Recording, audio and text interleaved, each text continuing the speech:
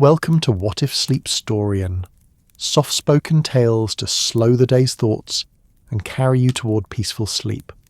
Before we begin, tell me where in the world you're listening from tonight, and if you wish, what's on your mind.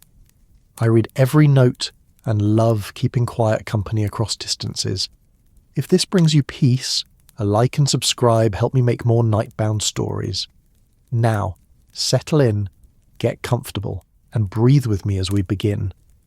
The brass chronometer on the lighthouse keeper's desk showed 17 minutes past 6. Its steady tick-tick-tick marking, time like a patient heartbeat against the October evening. Samuel Whitmore ran his weathered fingers along the smooth leather binding of the station logbook, feeling the familiar weight of routine settling around his shoulders like a well-worn coat. The scent of salt air drifted through the slightly open window, carrying with it the distant cry of gulls and the perpetual whisper of waves against granite. Yet something felt different tonight, a subtle wrongness that made him pause, pen hovering over the pristine page as his eyes traced the previous day's entry one more time. The entry was perfectly ordinary, wind southeast at 12 knots, visibility 8 miles, temperature 47 degrees Fahrenheit. 3 vessels logged passing southbound between noon and sunset, all standard, all proper, but there, in the margin, a small mark that hadn't been there yesterday morning. A tiny compass rose, no larger than a dime, sketched in the same blue ink as the weather observations. Samuel blinked, certain his tired eyes were playing tricks, but the marking remained. Precise, deliberate, impossibly fresh. Outside, the automated timer clicked with mechanical precision, and the great Fresnel lens began its evening rotation. Light swept across the darkening waters in its eternal pattern. 3 seconds on, 2 seconds dark, 3 seconds on, 2 seconds dark. The rhythm was hypnotic, comforting, as constant as the tides themselves. Samuel had tended this light for 8 months now, since old Henrik Larsen had finally retired to a cottage in Provincetown, muttering about wanting to see the sunrise without feeling responsible for every soul who might be caught between here and the horizon.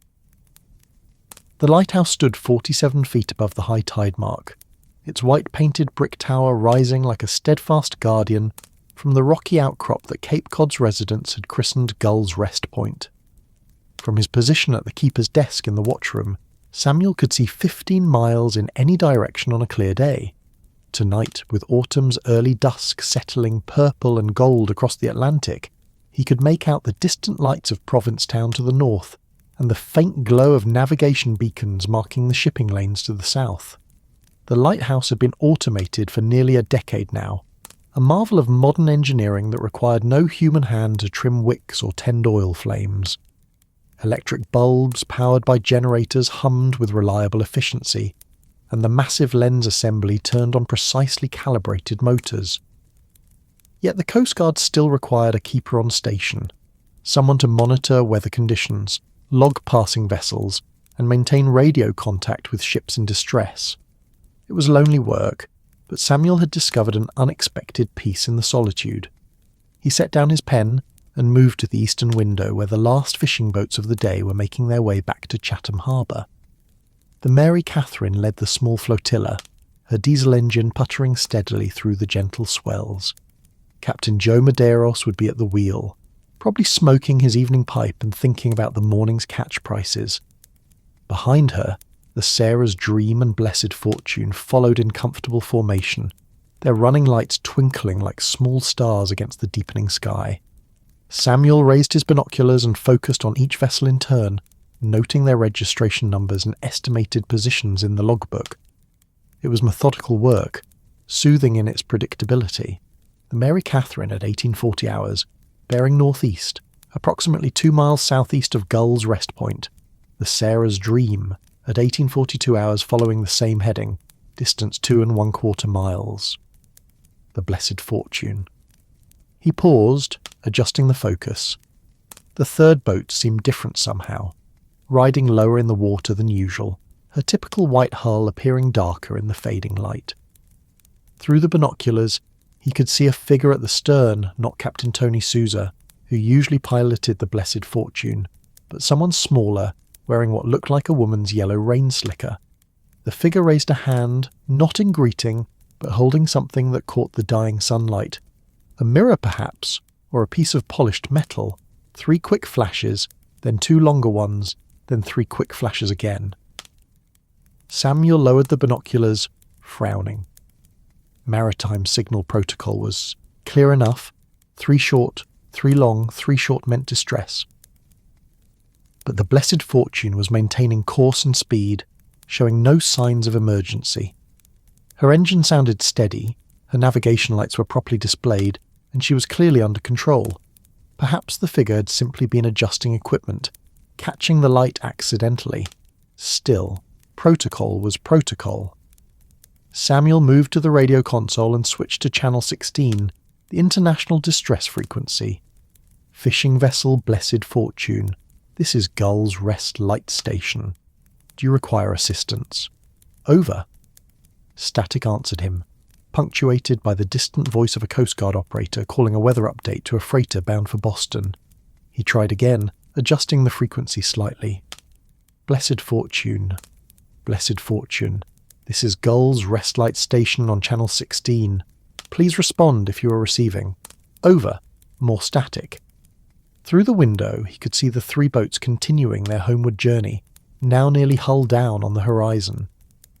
The figure in the yellow slicker was no longer visible on the Blessed Fortune's stern. Perhaps he had imagined the whole thing.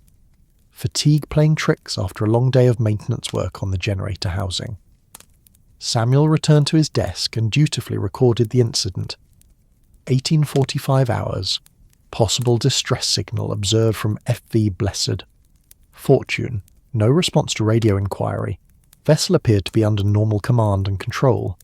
He paused, then added, weather clear, wind light and variable, sea state calm. The lighthouse beam continued its patient sweep, painting silver paths across the water with each rotation.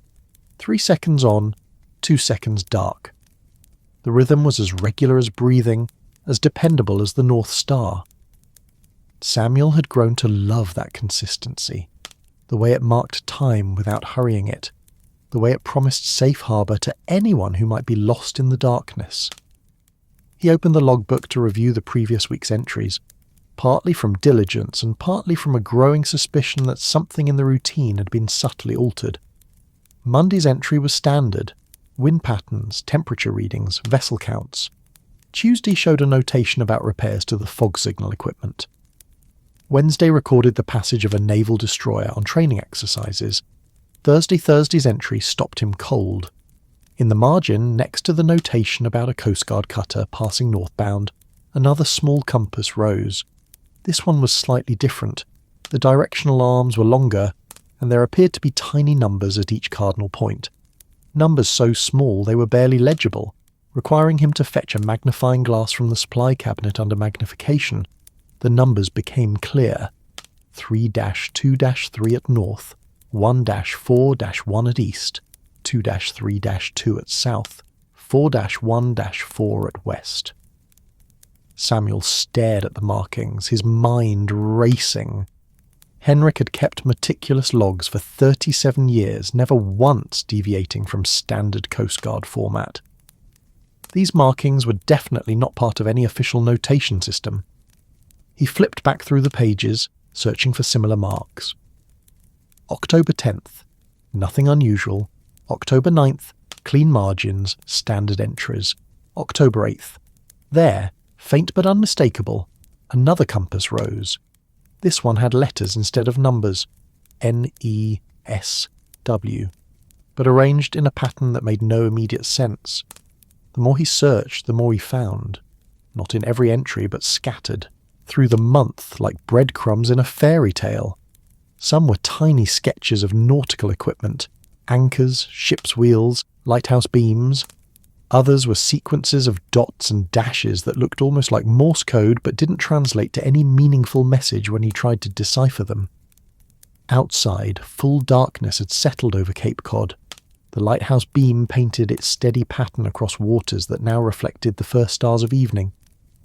A ship's horn sounded in the distance.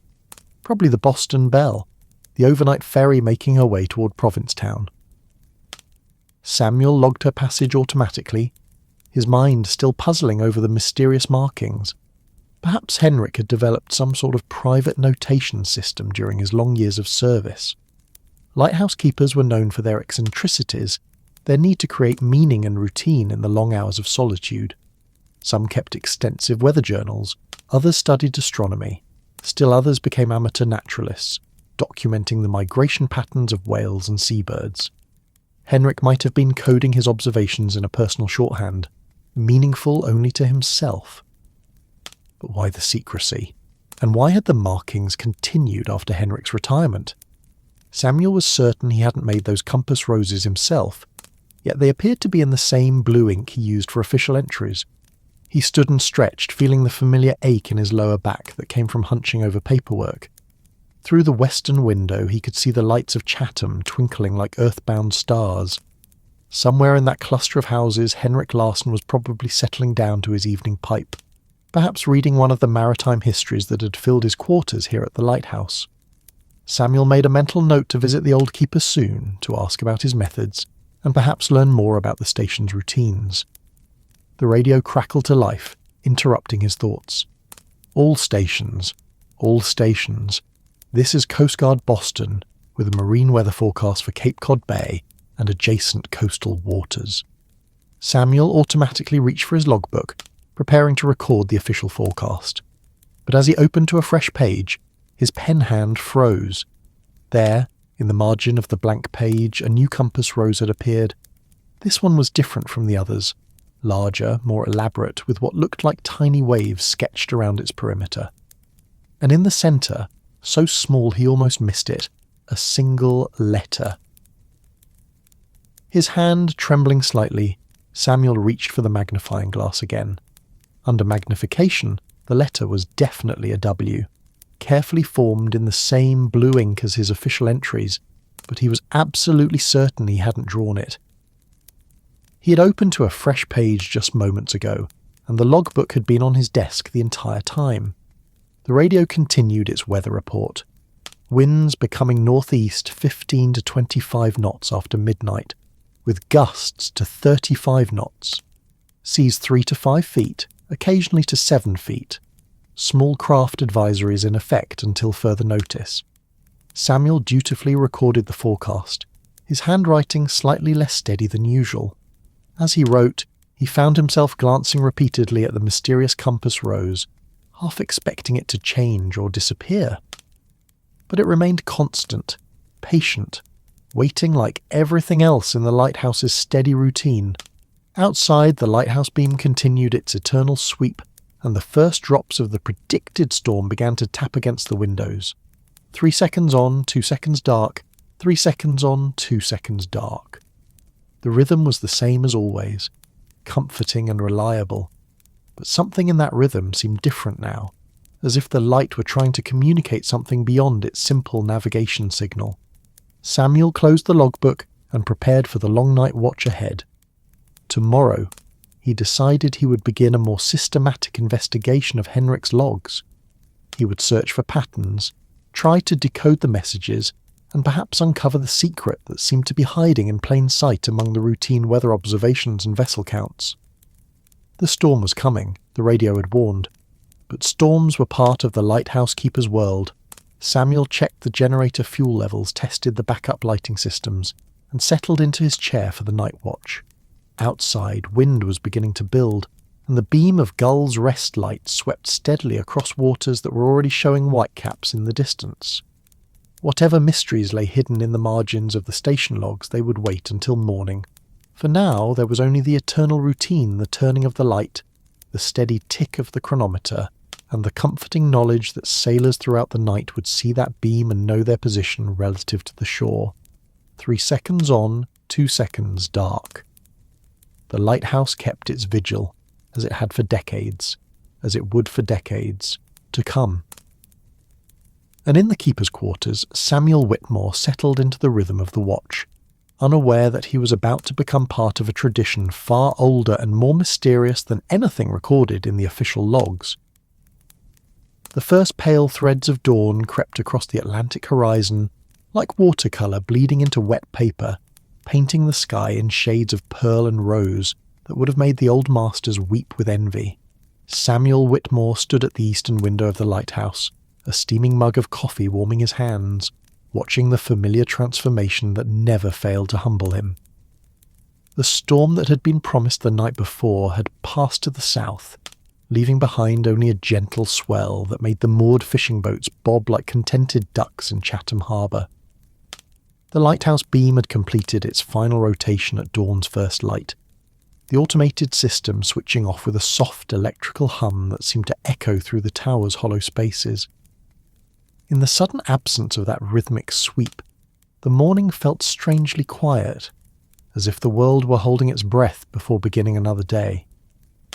Samuel took a slow sip of his coffee, black, strong enough to wake the dead, brewed in the same blue enamel pot that Henrik Larsson had left behind, along with detailed instructions about proper ratios of grounds to water and the importance of never letting it boil.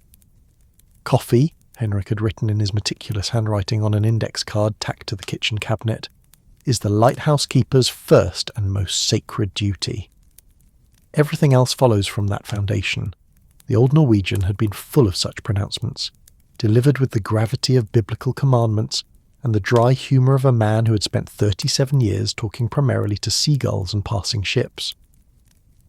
Samuel had found dozens of these handwritten notes throughout the keeper's quarters, instructions for everything from adjusting the lens assembly to the proper technique for splitting firewood in damp weather. The morning inspection routine was as predictable as the tides, a carefully choreographed dance that Samuel had inherited from his predecessor and refined with his own methodical nature. First, the exterior walk around, checking the tower's foundation for storm damage, examining the guy wires that secured the radio antenna, testing the backup generator and fuel lines. The lighthouse had weathered the previous night's wind without complaint, its white painted brick walls standing as solid and immutable as they had for nearly a century. Built in 1924, Gull's Rest Light Station represented the pinnacle of lighthouse engineering, in an era when such structures were still considered vital to maritime safety. The tower rose 47 feet above the high tide mark, its walls 2 feet thick at the base and tapering to 18 inches at the lamp room. The original oil-burning lens assembly had been replaced with electric equipment in 1934, and the entire system automated in 1946. But the basic structure remained unchanged, a testament to the skill of engineers who built for permanence rather than planned obsolescence. Samuel circled the tower's base, his practiced eye noting everything. The small crack in the mortar between the third and fourth courses of brick that he had been monitoring for months.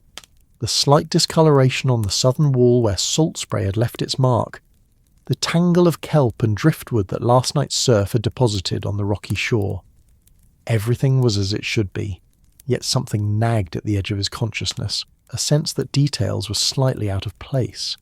It wasn't until he reached the eastern side of the tower that he found what had been troubling him. There, wedged between 2 granite blocks of the foundation, something glinted in the morning sun. Samuel knelt for a closer look, his coffee growing cold in his forgotten mug. The object was small, no larger than a silver dollar, and appeared to be made of brass that had been polished to a mirror finish. Using his pocket knife, he carefully worked it free from its hiding place. The object was indeed brass, heavy and warm in his palm, intricately engraved with symbols that made his breath catch in his throat. It was a compass rose, identical in design to the mysterious markings he had discovered in the station logs, but this one was 3-dimensional, beautifully crafted with raised directional points and tiny numerals etched around its perimeter. At the centre, where a compass needle would normally pivot, was a small hole that seemed designed to accept a pin or mounting post. Samuel turned the brass disc over in his hands, marvelling at the craftsmanship. The engravings were worn smooth in places, suggesting considerable age, and the patina had the deep, mellow glow that brass acquired only after decades of handling. Along the outer edge, barely visible unless held at the correct angle to the light, were letters so small they seemed more like decorative scratches. H, L, K, M, J, S, T, B, S, Bu. His own initials, SW, were the last in the sequence, the brass still bright where they had been recently added. Samuel stared at the disc, his mind racing. The other initials could belong to previous lighthouse keepers. Henrik Larsson certainly fit HL. And Samuel knew from the station records that keepers Murphy, Saunders and Briggs had served here before Henrik's long tenure. But how had his own initials appeared on an object he had never seen before? A harsh cry from above made him look up to see his least favourite visitor preparing for another day of harassment. The seagull was enormous, even by Cape Cod standards, with a wingspan that could easily reach 4 feet, and an attitude that suggested it had appointed itself Inspector General of Lighthouse Operations. Henrik had mentioned the bird in his final briefing, referring to it with grudging respect as Admiral Bonaparte, due to its imperious manner and tendency to steal anything that wasn't nailed down. "Morning, Admiral," Samuel called up to the bird, which had perched on the lamproom's exterior catwalk with the proprietary air of a monarch surveying his domain. "I suppose you'll be wanting your breakfast soon." Admiral Bonaparte fixed him with one bright, intelligent eye, and let out a series of harsh cries that Samuel had learned to interpret as complaints about the quality of service since Henrik's departure. The old keeper had maintained a complex relationship with the gull, part warfare and part grudging mutual respect. Samuel was still learning the rules of engagement. The brass compass rose went into his shirt pocket as he completed the morning inspection, but his mind kept returning to its implications. The initials suggested a tradition passed down through generations of keepers, but for what purpose? And how had the object come to be wedged in the foundation at precisely the moment when Samuel was beginning to notice the coded markings in the logs?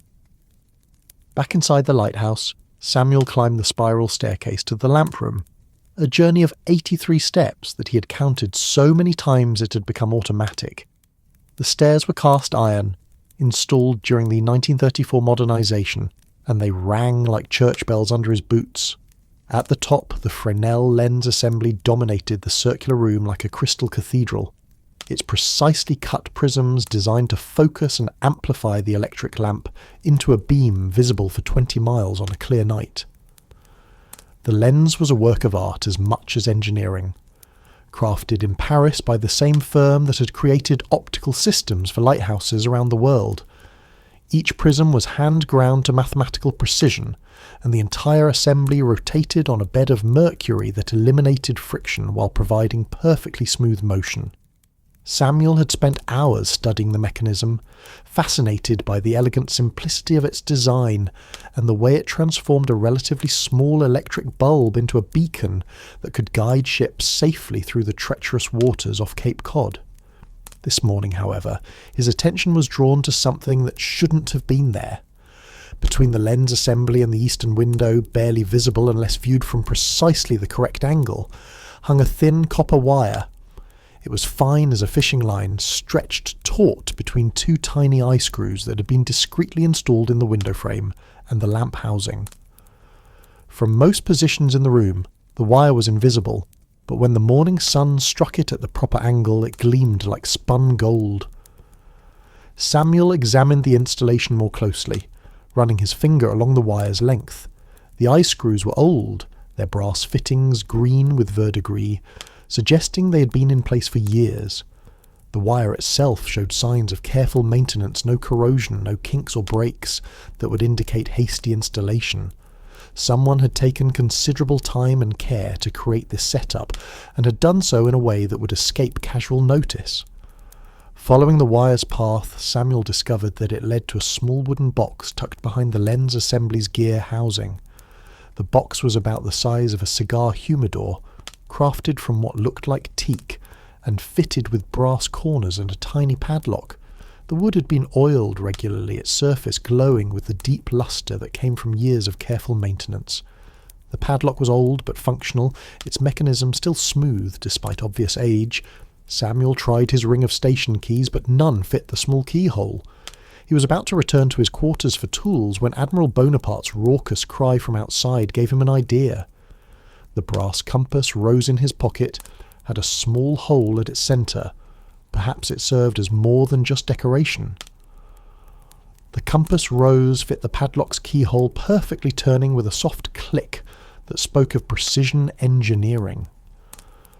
Inside the wooden box, nestled in purple velvet that had faded to lavender with age, lay a collection of objects that took Samuel's breath away. There were dozens of brass instruments, tiny sextants, miniature chronometers, compass roses in various sizes, and what appeared to be coded wheels with rotating discs marked with letters and numbers. Beneath the instruments, a leather-bound journal lay open to a page covered with Henrik Larsson's familiar handwriting. But this wasn't the standardized language of official logs. This was personal, passionate, alive with enthusiasm for subjects that never appeared in Coast Guard documentation. October 15th, 1948, the entry began. Samuel arrives tomorrow to take over the station. I have watched him during his training visits, methodical, observant, respectful of the sea's moods. He has the temperament for the work, though he doesn't know it yet. The signs are clear. He pauses to study cloud formations, listens to the wind's warnings, and feels the pull of the tide in his bones. Murphy was right. The lighthouse chooses its own keepers. Samuel turned the page with trembling fingers, finding more entries that revealed a hidden world within the world he thought he knew. The network grows stronger each year. Kowalski at Race Point reports unusual shipping patterns, vessels that maintain radio silence and travel without running lights. Bradford at Highland Light confirms similar observations.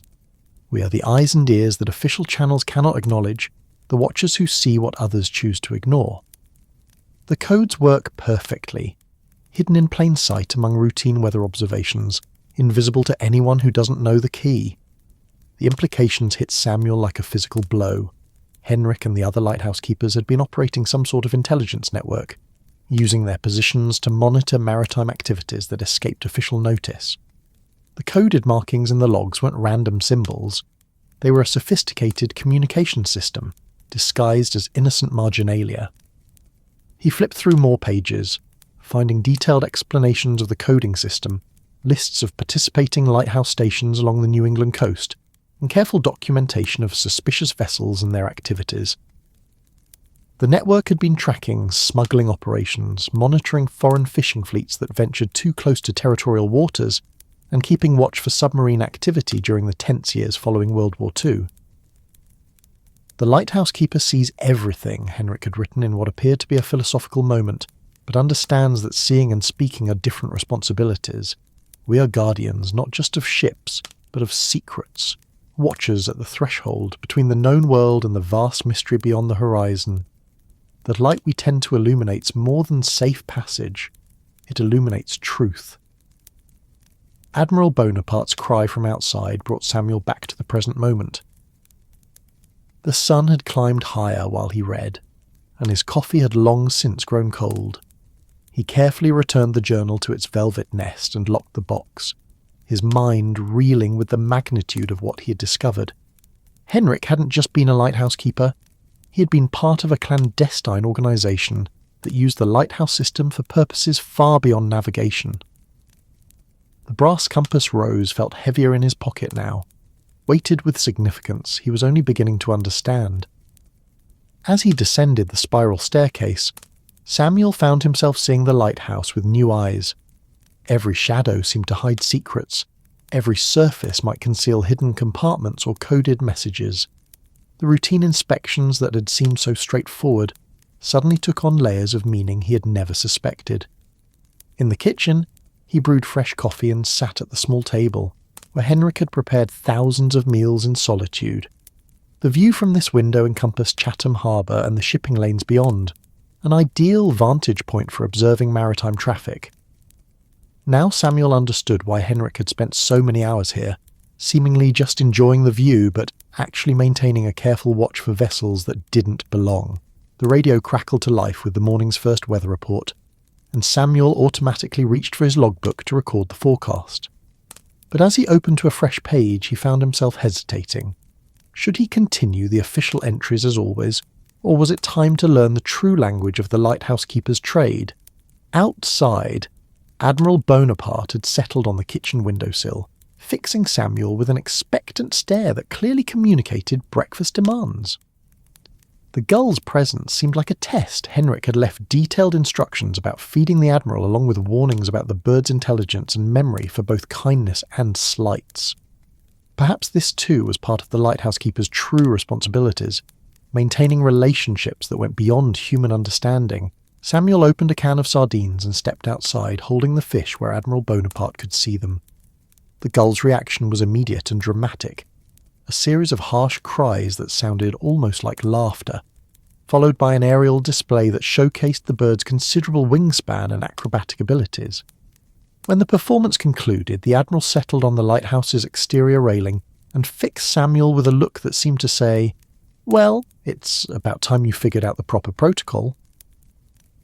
As he fed the sardines to his demanding guest, Samuel found himself wondering how many secrets the Admiral had witnessed over the years.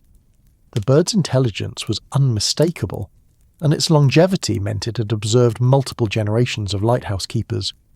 Perhaps Admiral Bonaparte was more than just a demanding neighbour. Perhaps it too was part of the hidden network that operated in the shadows of official lighthouse duties. The morning sun climbed higher, warming the air and turning the sea from grey to blue-green, and Samuel settled into the day's routine with a new understanding of his role. He was not just a lighthouse keeper. He was an inheritor of traditions that stretched back through generations of watchers, a guardian of secrets as well as ships, a keeper of codes as well as lights. The brass compass rose in his pocket seemed to pulse with warmth, as if it were alive with the accumulated wisdom of all the keepers who had carried it before him. Soon, he would need to learn its proper use, master the codes that would allow him to communicate with the other watchers along the coast, and take his place in a tradition far older and more mysterious than anything recorded in the official station logs.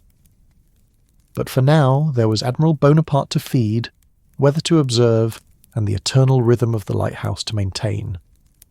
3 seconds on, 2 seconds dark.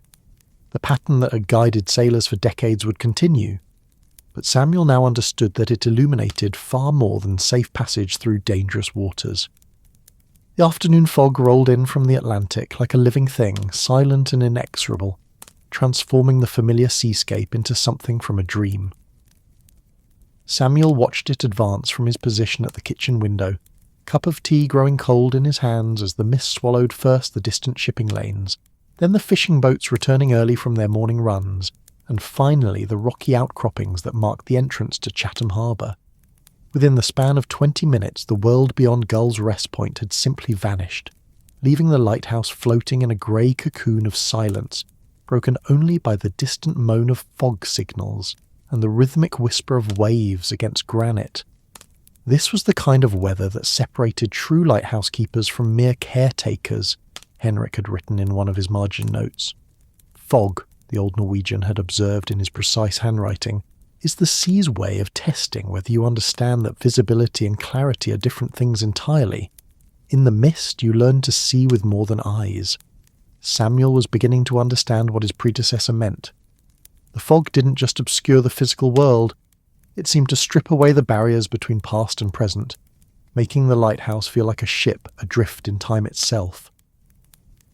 He had spent the morning reading Henrik's secret journal, discovering layer upon layer of hidden history that transformed his understanding of the lighthouse station. The network, as Henrik called it, had been operating since the 1920s, born from the practical reality that lighthouse keepers occupied the perfect positions to observe maritime activities that escaped official notice. During Prohibition, they had tracked rum runners and reported unusual shipping patterns to sympathetic Coast Guard officers. During World War II, they had watched for submarines and maintained secret radio contacts with naval intelligence. In the Cold War years that followed, they had evolved into something more sophisticated, an informal intelligence network that operated in the shadows of official channels. "We are the memory of the sea," Henrik had written in an entry dated just 3 months before his retirement. Each lighthouse holds the accumulated wisdom of all who served before, and each keeper adds his own observations to the eternal record. The official logs tell one story, wind speed, visibility, vessel counts, but the true logs tell another story entirely.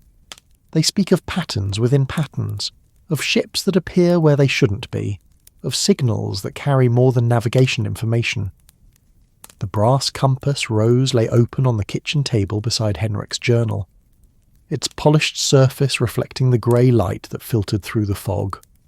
Samuel had spent hours studying the intricate engravings, using Henrik's magnifying glass to decipher symbols that seemed to shift and change, depending on the angle of view. The outer ring contained what appeared to be a substitution cipher, with each letter of the alphabet represented by a unique combination of dots and lines. The inner ring showed moon phases, tidal information, and what looked like seasonal shipping schedules for major Atlantic routes. But it was the human dimension of Henrik's journal that captivated Samuel most deeply. Between the technical descriptions of coding systems and surveillance protocols, the old keeper had recorded personal observations that painted a vivid picture of lighthouse life in an era when such stations were isolated outposts of civilization.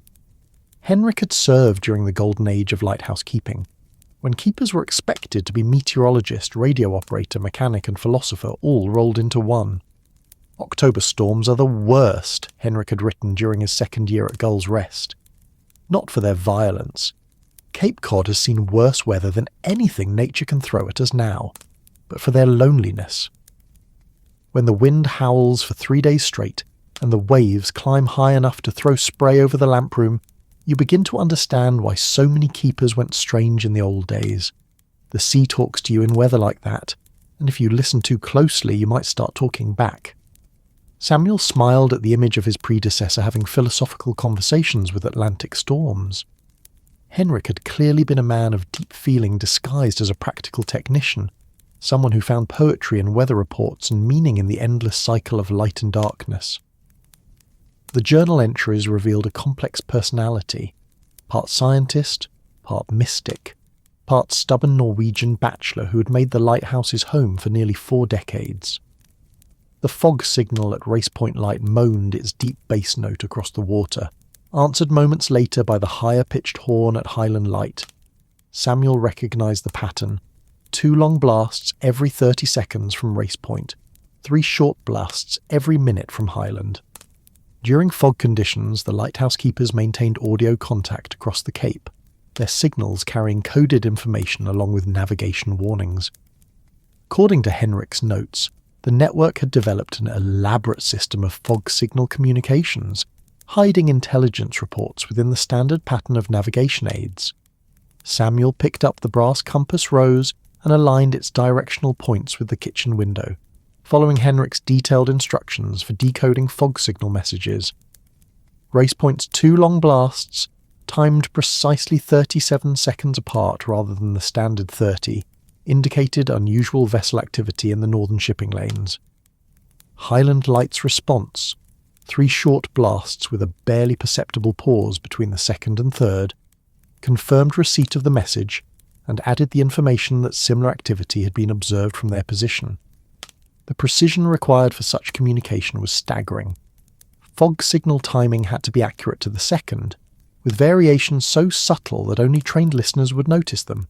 Any keeper who tried to participate in the network would need years of practice to master the techniques, along with an intimate knowledge of normal fog signal patterns that would allow him to detect the coded variations. As if summoned by his thoughts, the radio crackled to life with a weather update from the Coast Guard station in Chatham. Gull's Rest Light Station, this is Coast Guard Chatham with your 1400 weather briefing.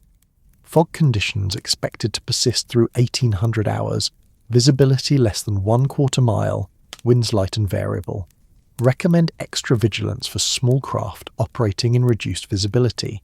Acknowledge, please. Samuel keyed the microphone and responded with a standard acknowledgement. But as he did so, he noticed something unusual about the Coast Guard operator's delivery. The words were properly spaced and clearly enunciated, but there were tiny pauses, microsecond hesitations, at specific points in the message. Following Henrik's coding system, Samuel transcribed the pause pattern: dot dash, dot dot dash, dash, dash, dot, dot, dot. Morse code for SOS. His blood chilled as he realised the implications. The Coast Guard operator was using the network's emergency signal, hidden within a routine weather briefing. Somewhere in the fog-shrouded waters around Cape Cod, Something was happening that required immediate attention from the lighthouse keepers. Samuel grabbed Henrik's journal and flipped to the emergency protocols section, his hands trembling slightly as he absorbed the detailed instructions for crisis situations. When the emergency signal is transmitted, Henrik had written, all participating stations switch to heightened observation mode. Visual scanning every 10 minutes, radio monitoring on all frequencies, fog signal variations discontinued until all clear is given. The network exists primarily for such moments, when official channels cannot or will not acknowledge activities that threaten maritime safety or national security. Samuel immediately climbed to the lamp room and began systematic visual sweeps with the high-powered binoculars Henrik had hidden in the instrument box. The fog limited visibility to perhaps 200 yards, but within that circle of grey world, he could detect subtle variations in water patterns that might indicate vessel movement. The sea had its own language of wakes and swells, and experienced lighthouse keepers learned to read that language like a maritime version of tracking game through forest undergrowth. On his third sweep, Samuel caught a glimpse of something that made his breath catch. Moving slowly through the fog, barely visible as a darker shadow against the grey backdrop, was a vessel unlike any fishing boat or pleasure craft he had ever seen. It rode low in the water, painted in a matte black that seemed to absorb what little light penetrated the fog, and it moved with the deliberate silence of something designed to avoid detection. The craft appeared to be about 60 feet long, with sleek lines that suggested both speed and stealth. No running lights were visible, no registration numbers, no identifying marks of any kind. It moved parallel to the shore, maintaining a consistent distance that kept it just outside the normal shipping channels, while remaining close enough to shore for detailed observation of coastal installations. Samuel trained the binoculars on the vessel and began the systematic documentation process Henrik had outlined in the emergency protocols. Length estimated 60 feet. Beam approximately 12 feet. Draft shallow, probably less than 4 feet. Hull configuration deep V with radar absorbing angles. Propulsion unknown but silent, possibly electric motors. Crew at least 3 figures visible on deck wearing dark clothing and moving with military precision. The vessel carried what appeared to be sophisticated equipment, antenna arrays that suggested advanced communications gear, and what looked like periscope-style optical devices mounted on rotating pedestals. Most disturbing of all, Samuel could see what appeared to be camera equipment aimed toward shore, systematically documenting the lighthouse and its surroundings. As he watched, one of the figures on deck raised what was clearly a military-style spotoscope and aimed it directly at the lighthouse. For a moment, Samuel felt exposed despite the fog, as if those distant eyes could penetrate the mist and see him crouched in the lamp room with his binoculars. The sensation was unnerving, a reminder that the lighthouse's position made it as visible to potential enemies as it did to ships seeking safe harbour. The mysterious vessel continued its parallel course for perhaps 15 minutes, during which Samuel documented every detail he could observe. The fog began to thin slightly as the afternoon wore on, and the craft's silhouette became more distinct. Samuel could see now that it carried sophisticated radio gear, multiple antennas of different types, satellite communication dishes, and what looked like electronic listening equipment. This was clearly an intelligence-gathering vessel, designed for stealth surveillance of coastal installations. Then, as suddenly as it had appeared, the craft altered course and disappeared into the fog bank, moving with the same silent efficiency that had marked its approach. Samuel maintained his watch for another hour, but the vessel did not reappear. Finally, as the fog began to lift and normal visibility returned, he descended to the radio room and began encoding his observations using the system Henrik had documented in such careful detail. The coding process was complex, requiring multiple layers of encryption that disguised the intelligence report as routine weather observations and vessel counts. Samuel translated his measurements into code numbers, converted his directional bearings into compass rose symbols, and embedded timing information in what appeared to be temperature readings. The final result looked exactly like a standard lighthouse log entry, indistinguishable from thousands of similar reports filed by lighthouse keepers throughout New England. 14:30 hours, the coded entry read. Visibility improving to 3/4 mile. Wind northwest at 8 knots. Temperature 49 degrees Fahrenheit. One vessel observed proceeding east-northeast. Estimated length 60 feet, dark hull, no visible registration. The vessel maintained course parallel to shore for approximately 15 minutes before proceeding seaward. Sea state calm, barometric pressure steady. To any casual reader, including Coast Guard inspectors or other officials, the entry would appear routine and unremarkable. But to other members of the network, the coded information would reveal the presence of an unidentified surveillance vessel operating in waters where no such craft should legitimately be found. Samuel transmitted the coded report via fog signal, using the pattern Henrik had specified for intelligence communications. The message went out as a series of precisely timed horn blasts that would be recorded by lighthouse keepers at Race Point, Highland Light, and other participating stations along the Cape Cod coastline. Within hours, the information would be distributed throughout the network, analysed for patterns, and forwarded through unofficial channels to intelligence agencies that maintained cooperative relationships with the Lighthouse Keepers organisation. As evening approached and the fog finally lifted completely, Samuel found himself looking at the familiar seascape with entirely new eyes. The fishing boats returning to harbour, the pleasure craft heading for safe anchorage, the distant freighters following the established shipping lanes, all of these were part of the normal maritime traffic that lighthouse keepers had observed for generations. But now he understood that hidden among the routine activities, other vessels moved with different purposes, carrying out missions that official channels could not acknowledge. The network existed to watch for such activities, to serve as the nation's early warning system for threats that approached from the sea. Lighthouse keepers were uniquely positioned for such observations. They maintained constant watches, they understood maritime activities, and their stations commanded excellent views of coastal approaches. Most importantly, they operated outside normal military and intelligence hierarchies, making them ideal for observing activities that might be overlooked or deliberately ignored by official agencies. Henrik's journal contained dozens of similar reports dating back to the early days of the Cold War. Soviet fishing fleets that operated too close to shore, monitoring American naval exercises and documenting coastal installations. Unidentified submarines that surfaced briefly in shipping lanes, testing American response times and gathering intelligence about patrol patterns. Mysterious aircraft that flew low over coastal areas during fog conditions, using the limited visibility to avoid detection by radar installations.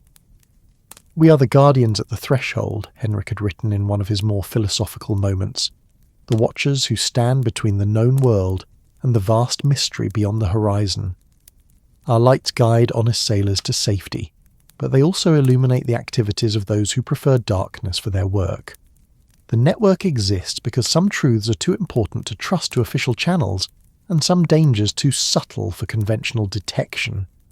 As night fell and the lighthouse beam began its eternal rotation, Samuel prepared for his first coded communication with other network stations. Using Henrik's radio equipment, hidden behind false panels in the communications room, he would participate in the nightly intelligence briefing that connected lighthouse keepers from Maine to the Carolinas. The briefing would be disguised as routine weather communications, but it would actually be a comprehensive intelligence report covering suspicious activities, unusual vessel movements, and potential security threats along the entire eastern seaboard. The brass compass rose lay open beside the radio console, its polished surface reflecting the glow of vacuum tubes and instrument dials. Samuel had spent hours studying Henrik's coding manuals, practicing the complex translation process that converted intelligence observations into innocent-sounding weather reports. Tonight he would add his own voice to the chorus of watchers who maintained their vigil along America's coastline. Admiral Bonaparte appeared at the communications room window, attracted perhaps by the unusual activity, or simply following his evening routine of demanding attention. The gull fixed Samuel with an intelligent stare that seemed to hold approval, as if the bird understood that the lighthouse keeper was finally beginning to comprehend his true responsibilities. Outside, the Atlantic stretched endlessly toward the horizon, its surface painted silver by moonlight, and crossed by the steady beam of Gull's Rest light. Somewhere in that vastness, the vessels moved with purposes both innocent and sinister, carrying out missions that would never appear in any public record. The lighthouse keepers watched them all, recording their observations in codes that transformed routine log entries into intelligence reports, maintaining a vigilance that had protected American shores for decades. 3 seconds on 2 seconds dark, the lighthouse beam continued its ancient rhythm, but Samuel now understood that it illuminated more than safe passage through dangerous waters. It was part of a communication system that connected watchers across vast distances, a beacon that signalled not just geographic position but America's continued vigilance against threats that approached from the sea.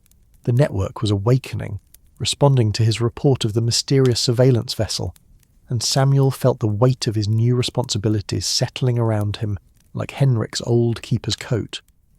He was no longer just a lighthouse keeper.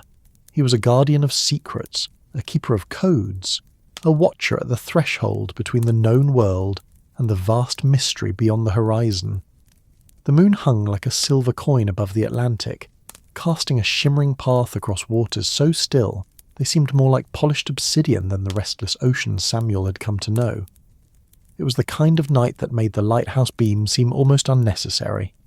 Visibility stretched to the horizon in every direction, stars reflected in the calm surface, and the gentle swell moved with the slow rhythm of the Earth's own breathing.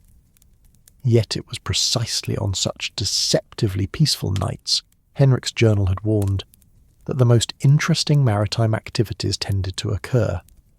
Samuel had been maintaining the midnight watch for 3 weeks now, ever since his first encounter with the mysterious surveillance vessel. The network's nightly radio briefings had become as much a part of his routine as checking the weather instruments or recording vessel counts, and he had learned to recognise the voices of lighthouse keepers from stations stretching from Bar Harbour to Cape Hatteras. Each keeper had his own style of coded communication. Old Pete from Pemaquid Point favoured nautical metaphors, while Johnson at Cape Henry embedded his intelligence reports in elaborate discussions of bird migration patterns. Tonight's briefing had carried an undercurrent of tension that the carefully neutral language could not entirely disguise. Multiple stations were reporting increased activity from unidentified vessels, all following similar patterns. Sleek, fast craft operating without lights, maintaining radio silence, and showing particular interest in lighthouse installations and Coast Guard facilities. The pattern suggested coordination at a level far beyond mere smuggling or fishing violations. Weather conditions remain optimal for extended observation, was the coded message from Montauk Point. Translation: visibility, excellent, unusual vessel activity continuing. Migratory patterns showing significant deviation from seasonal norms, Race Point had reported, meaning foreign aircraft or ships had been detected operating in areas where they had no legitimate business. Barometric pressure is steady but bears close monitoring, Highland Light had added. No immediate threat, but the situation required continued vigilance. Samuel adjusted the focus on Henrik's high-powered night binoculars and resumed his systematic scan of the horizon. The glasses were exceptional instruments, German-made with coated lenses that gathered available light with remarkable efficiency. Henrik had acquired them through network channels during the late 1940s, part of a program that equipped lighthouse keepers with military surplus optical equipment for intelligence-gathering purposes. The binoculars could resolve details at distances that made conventional lighthouse watches seem primitive by comparison. The eastern horizon showed the usual scatter of navigation lights freighters, following the established shipping lanes, their positions and headings as predictable as clockwork. To the south, the lights of a Coast Guard cutter marked the patrol boat's methodical search pattern, responding perhaps to reports of unusual activity in the area. But it was to the north, in the darker waters beyond Provincetown, that Samuel's attention was drawn by something that didn't belong. At first, it was nothing more than an absence, a moving shadow, that briefly occluded stars, a disturbance in the water's reflection that suggested the passage of something large and silent. Samuel tracked the phenomenon with patient persistence, using the lighthouse beam's rotation to mark intervals and estimate the object's speed and direction. Whatever was out there moved with purpose, maintaining a steady course that would bring it closer to Gull's rest point. 20 minutes of careful observation revealed the truth. A vessel was approaching under full blackout conditions, showing no lights whatsoever, moving at precisely the speed that would minimize wake disturbance. Through the night binoculars, Samuel could make out the sleek silhouette of what appeared to be a military patrol boat, perhaps 90 feet in length, with the low profile and angular surfaces that characterize stealth design. This was no fishing vessel or pleasure craft. This was purpose-built naval architecture, designed for operations that required avoiding detection. The craft maintained its approach for another 10 minutes, before altering course to run parallel to the shoreline, precisely matching the pattern that the surveillance vessel had followed during that fog incident. Samuel began the documentation process that Henrik had refined over decades of observation, noting course changes, speed variations, and any equipment visible on the vessel's deck. The ship carried sophisticated antenna arrays, multiple radar installations, and what appeared to be electronic listening equipment capable of intercepting radio communications over vast distances.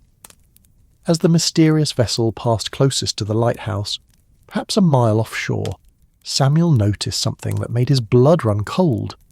Mounted on the ship's superstructure was what appeared to be a high-powered optical device, and it was aimed directly at Gull's rest light. For several minutes, the lighthouse itself was under observation by whoever operated the surveillance equipment aboard the stealth vessel. Samuel felt exposed despite the darkness, aware that his own activities might be monitored by the same people he was trying to observe. The radio crackled softly with routine traffic. A Coast Guard weather update, a fishing boat reporting its position, a freighter requesting clearance to enter Boston Harbor. But embedded within the routine communications, Samuel detected the subtle variations that indicated network activity. Someone else had spotted the stealth vessel and was reporting its presence through the coded fog signal patterns that connected lighthouse stations throughout the region. The vessel continued its patrol for nearly an hour, systematically documenting every detail of the coastline from Chatham to Provincetown. Samuel watched through the binoculars as sophisticated cameras recorded lighthouse positions, Coast Guard facilities, and harbour approaches with the thoroughness of a military reconnaissance mission. This was intelligence gathering on a scale that went far beyond mere criminal activity. This was state-sponsored surveillance of American coastal defences. Then, as abruptly as it had appeared, the stealth vessel altered course and headed seaward, disappearing into the darkness with the same silent efficiency that had marked its approach. Samuel maintained his watch for another hour, but the ship did not return. Finally, as the first pale hints of dawn began to lighten the eastern sky, he descended to the communications room to encode his observations for transmission to the network. The coding process had become second nature over the past 3 weeks, but tonight's report required special care.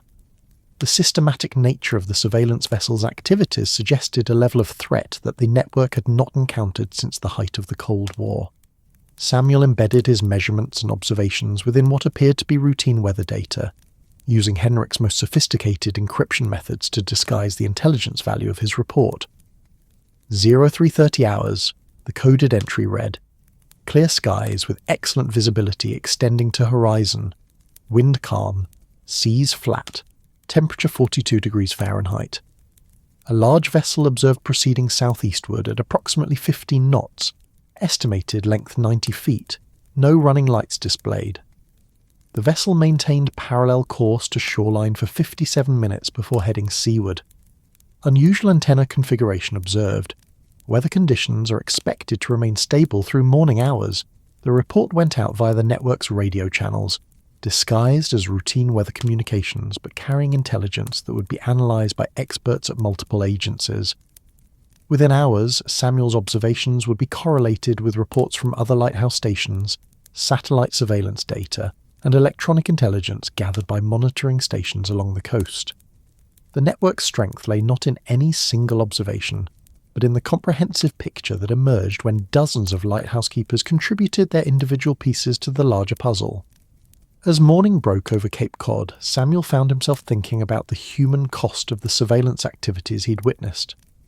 Somewhere aboard that stealth vessel, men and women were carrying out orders that required them to operate in the shadow world between war and peace, gathering intelligence that might prevent conflicts or might precipitate them. The lighthouse keepers who watched them were engaged in the same ambiguous work, patriots serving their country through activities that could never be officially acknowledged. Henrik's journal contained numerous meditations on this theme, the moral complexity of intelligence work conducted by civilians who had never signed up for such responsibilities. "We are not spies," Henrik had written during the Cuban Missile Crisis, "but we see what spies cannot see, and we know what official channels dare not acknowledge.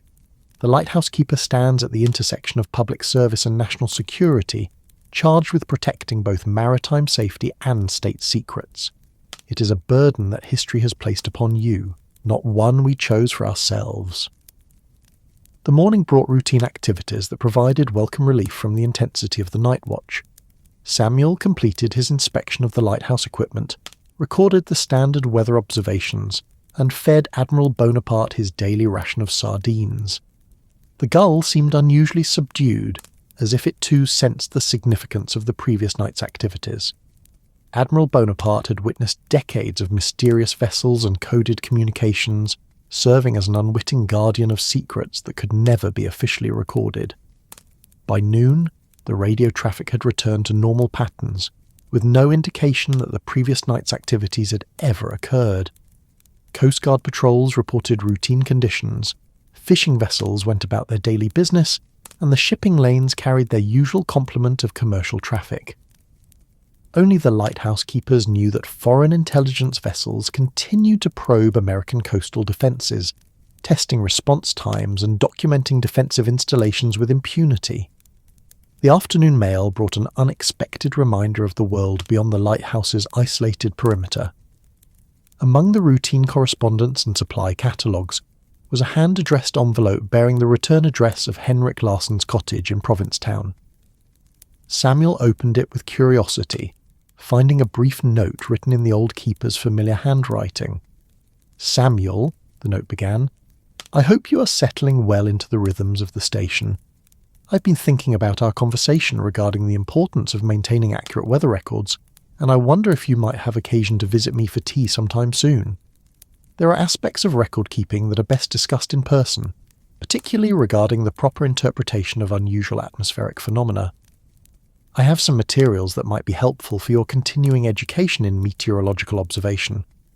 The note was signed simply H. Larsen, but Samuel recognised the coded language immediately. Henrik was inviting him to a face-to-face briefing on network activities, probably in response to the increased surveillance vessel activity that had been reported throughout the region. The reference to unusual atmospheric phenomena was network terminology for foreign intelligence operations, and the offer of material suggested that Henrik had information too sensitive for radio transmission. Samuel composed his reply using the same coded language, accepting the invitation and suggesting a time that would allow him to arrange relief coverage for the lighthouse station. Such meetings between active and retired network members were rare, conducted only when circumstances required the transfer of information that could not safely be transmitted through normal channels. Henrik's invitation suggested that the situation was more serious than Samuel had realised. The sun climbed higher as the day progressed, burning off the morning haze and revealing a seascape that showed no trace of the previous night's dramatic activities. Fishing boats worked the offshore waters with their usual industry. Pleasure craft dotted the calmer areas near shore, and the steady stream of commercial traffic followed the established shipping lanes with mechanical precision. It was a scene of peaceful maritime activity that gave no hint of the intelligence warfare being conducted beneath the surface of routine operations.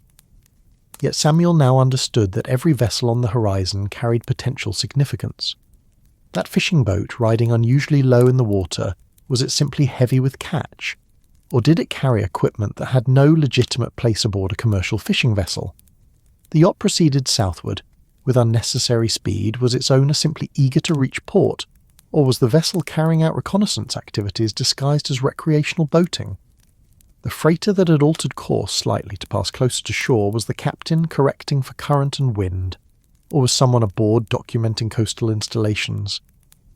The network existed to ask such questions and to provide answers that official agencies could not obtain through conventional means.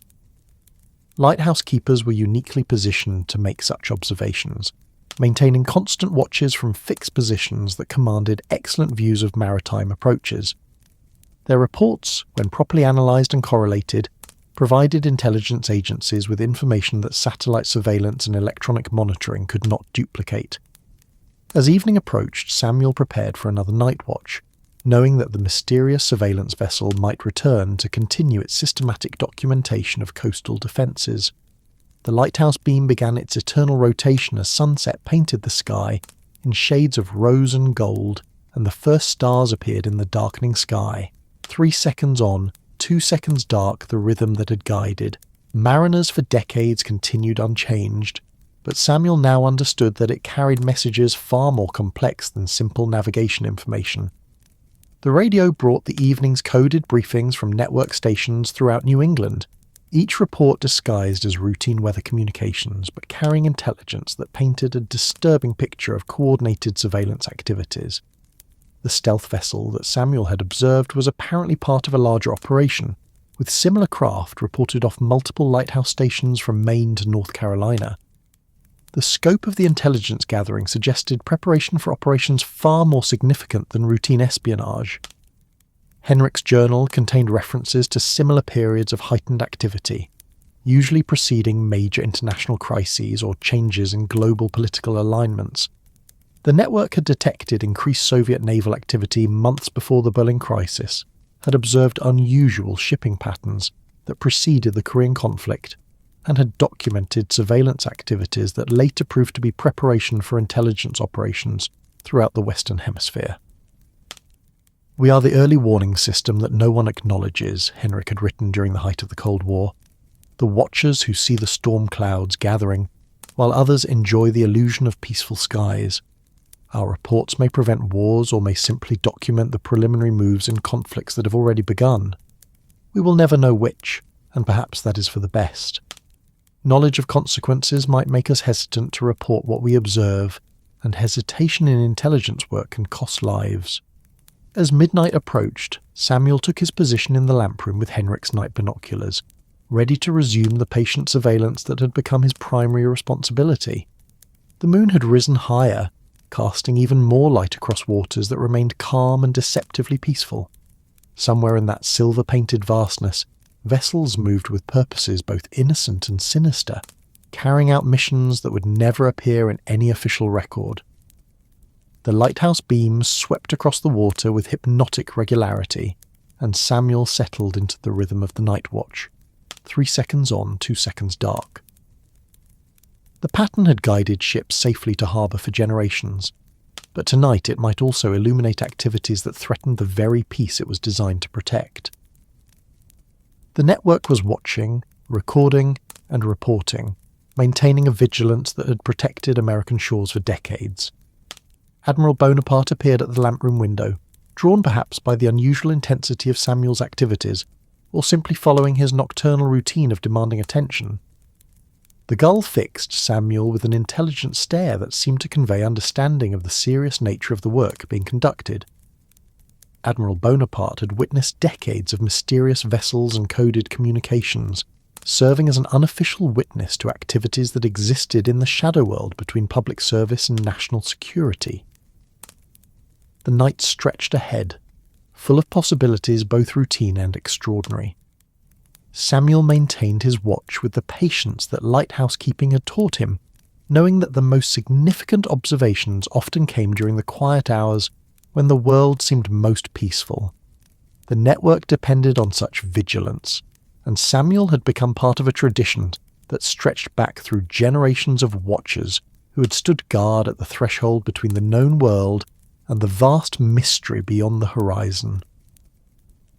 3 seconds on 2 seconds dark, the lighthouse beam continued its ancient rhythm, but Samuel now understood that it illuminated more than safe passage through dangerous waters. It was part of a communication system that connected watchers across vast distances, a beacon that signalled America's continued vigilance against threats that approached from the sea.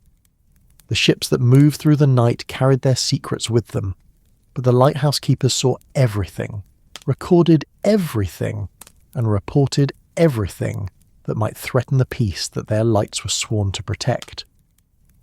The autumn storm arrived like an old enemy returning to settle unfinished business, announced first by the restless stirring of Admiral Bonaparte on his customary perch, and then by the subtle shift in barometric pressure that Samuel's weathered bones had learned to read as accurately as any instrument.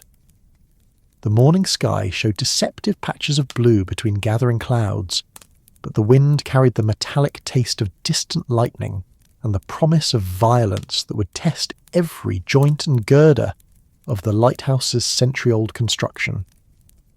Samuel had postponed his planned visit to Henrik Larsson's cottage in Provincetown, recognising the signs of a nor'easter that would demand his full attention for the next 48 hours.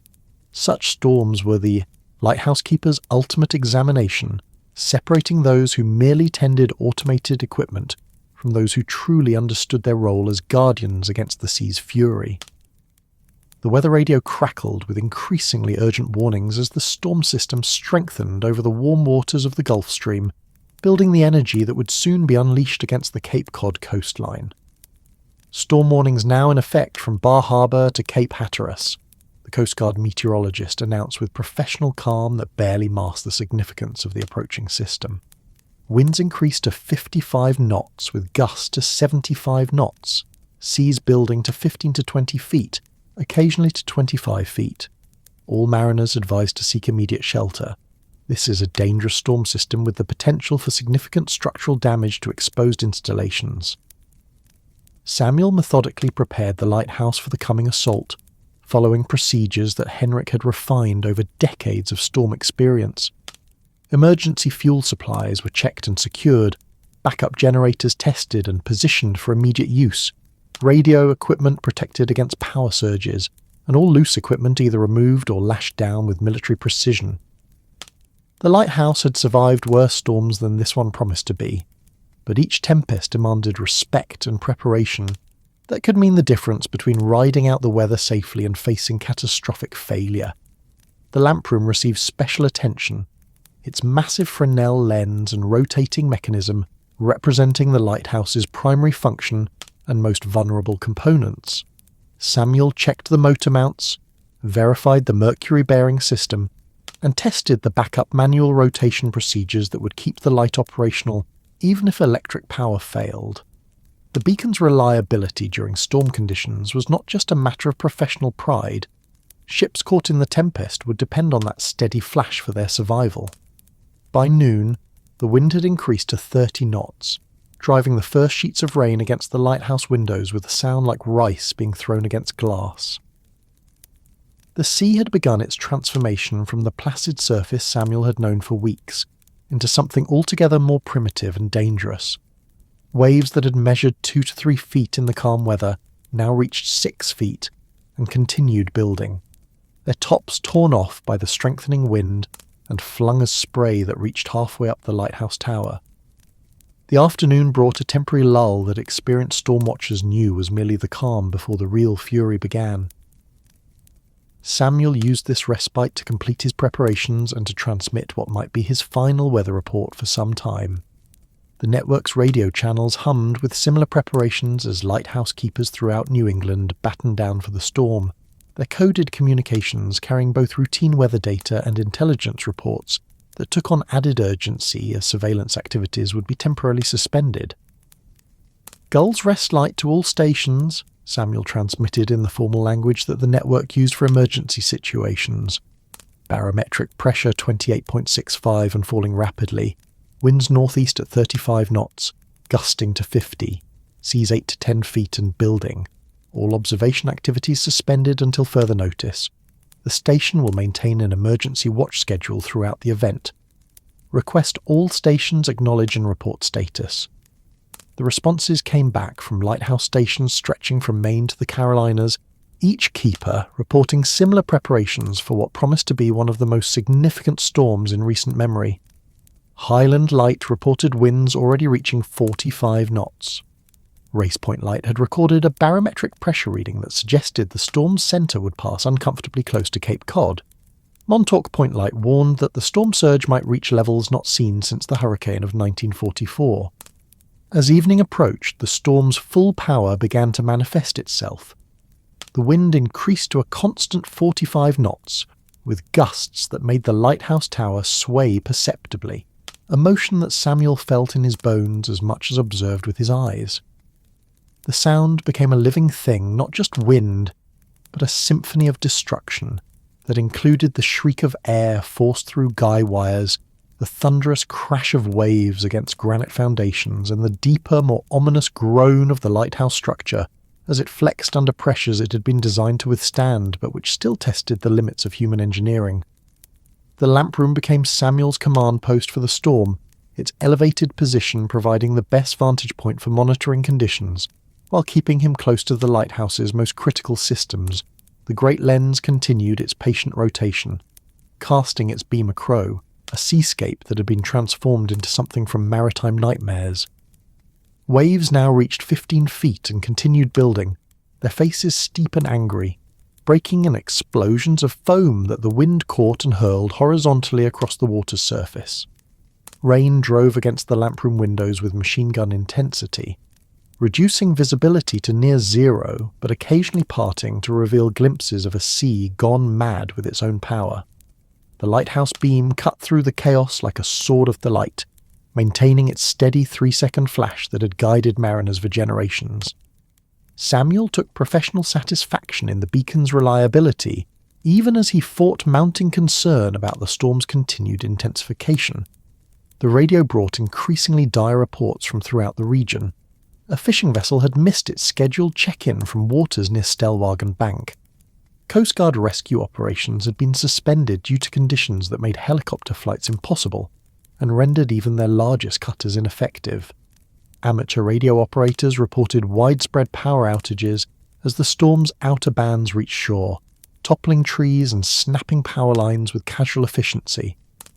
It was during the storm's peak intensity, sometime around midnight when the wind reached its maximum fury and the waves climbed to heights that challenged the lighthouse's elevated position, that Samuel made the discovery that would change everything he thought he knew about Gull's Rest Light Station. A particularly violent gust, stronger than any that had preceded it, struck the lighthouse with such force that something in the lamproom structure gave way with an audible crack that cut through even the storm's roar. Samuel immediately began a systematic inspection, fearing damage to the lens assembly or rotation mechanism that would disable the beacon when it was most desperately needed. But the lighthouse's critical systems appeared unaffected. The sound had come from elsewhere, a structural failure that seemed to have occurred behind the eastern instrument panel where Henrik had installed various weather monitoring devices over the years. Closer investigation revealed that the instrument panel itself had shifted, pulling away from the wall by several inches and exposing a gap that should not have existed. Samuel played his flashlight into the opening and discovered that what he had assumed was a solid wall was actually a cunningly disguised access panel, painted and finished to appear identical to the surrounding structure. The violent motion of the lighthouse under the storm's assault had jarred the hidden panel loose from its concealed mounting system. Behind the false wall lay a compartment that extended deep into the lighthouse's structure, fitted with shelves and storage areas that clearly predated Samuel's arrival at the station. The space contained materials that took his breath away. Not just Henrik's personal belongings, but documents and equipment that represented decades of network activities. Files, photographs, communication equipment, and detailed maps covered with notations in multiple hands stretched back through what appeared to be the entire history of lighthouse intelligence operations. The discovery was overwhelming in its scope and implications. This was not just Henrik's personal archive, but the accumulated records of every lighthouse keeper who had served at Gull's Rest Point since the network's establishment. Each keeper had added his own contributions to the collection, creating a comprehensive intelligence database that documented maritime activities in the region with a level of detail that no official agency could match. Samuel found photographs of vessels that had never appeared in any public record, detailed technical specifications for foreign naval equipment, copies of intercepted communications and analytical reports that revealed patterns in maritime activities that spanned decades. The network had been far more sophisticated than he had imagined. Not just a loose association of lighthouse keepers sharing observations, but a carefully organised intelligence operation with professional standards and comprehensive record-keeping systems. Among the files, Samuel discovered his own name on documents that predated his assignment to Gulls Rest Light by several years. The network had apparently been monitoring his Coast Guard service, evaluating his suitability for lighthouse duties that went far beyond routine station maintenance. His assignment to Gulls Rest had not been the random personnel decision he had assumed, but a carefully planned recruitment into an organisation whose existence was known only to its members. The storm continued its assault on the lighthouse throughout the night, but Samuel found himself absorbed in the hidden archive despite the chaos raging outside. Each file revealed new aspects of the network's operations, new understanding of the scope and significance of the work that lighthouse keepers had been conducting in secret for generations. The organisation had prevented smuggling operations, documented foreign naval activities, provided early warning of military build-ups, and maintained surveillance of activities that official agencies could not monitor directly. Henrik's contribution to the archive was particularly extensive, reflecting his 37 years of service and his position as one of the network's senior coordinators. His files documented the evolution of the organisation from its informal beginnings during Prohibition through its sophisticated operations during World War II and the Cold War. Maps showed vessel movement patterns that revealed intelligence operations, smuggling routes, and naval exercises that had never been publicly acknowledged. One file contained correspondence between Henrik and lighthouse keepers throughout the Atlantic and Gulf coasts, revealing that the network's reach extended far beyond New England. Keepers in Florida monitored Cuban activities, those in the Carolinas watched for Soviet naval movements, and stations in Maine maintained surveillance of Canadian waters where foreign submarines occasionally surfaced for intelligence-gathering operations. The organisation had created an intelligence network that stretched along thousands of miles of American coastline. As dawn approached and the storm finally began to exhaust its fury, Samuel found himself reading documents that revealed the network's most closely guarded secrets. The organisation maintained cooperative relationships with multiple intelligence agencies, providing information that official channels could not obtain while receiving equipment and training that enhanced their observation capabilities. The lighthouse keepers operated in a grey area between civilian and military service, performing duties that were essential to national security but which could never be officially acknowledged. The morning brought calmer weather and the opportunity to assess storm damage throughout the region. The lighthouse had weathered the tempest with minimal harm, some minor flooding in the lower levels, a few broken windows, and the displaced instrument panel that had led to Samuel's remarkable discovery. But the hidden archive represented damage of a different sort, the exposure of secrets that had been carefully protected for decades. Samuel realised that he faced a decision that would define his future relationship with the network.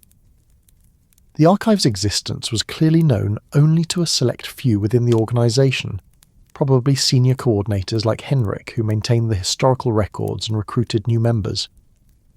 The storm had revealed the hiding place by accident, but Samuel's response to the discovery would determine whether he was trusted with the network's most sensitive operations. The radio crackled back to life as power was restored throughout the region, bringing reports from network stations that had survived the storm. Highland Light reported minor structural damage but full operational capability. Race Point Light had lost radio communications temporarily, but was back online with all systems functioning. Montauk Point Light had experienced flooding, but expected to resume normal operations within hours. Hidden within the routine damage reports, Samuel detected coded messages that revealed the network's concern about the storm's impact on ongoing intelligence operations. The surveillance vessels that had been monitoring the coast would have sought shelter during the tempest, but their activities would resume as soon as conditions permitted. The network needed to re-establish its watch schedules and prepare for the resumption of observation duties that had been temporarily suspended. Samuel carefully returned the archive materials to their hiding place and repositioned the instrument panel to conceal the compartment's existence. The secret would remain safe until he could discuss his discovery with Henrik, whose invitation for a meeting now carried new significance. The old keeper had clearly intended to reveal these deeper aspects of network operations, but the storm had accelerated the timeline in ways that no one could have anticipated. Admiral Bonaparte appeared at the lamproom window as the sun broke through the dissipating clouds, the gull's presence a welcome return to normalcy after the night's revelations. The bird seemed subdued by the storm's fury, but otherwise unaffected, having ridden out the tempest with the same stoic endurance that had characterized lighthouse keepers for generations.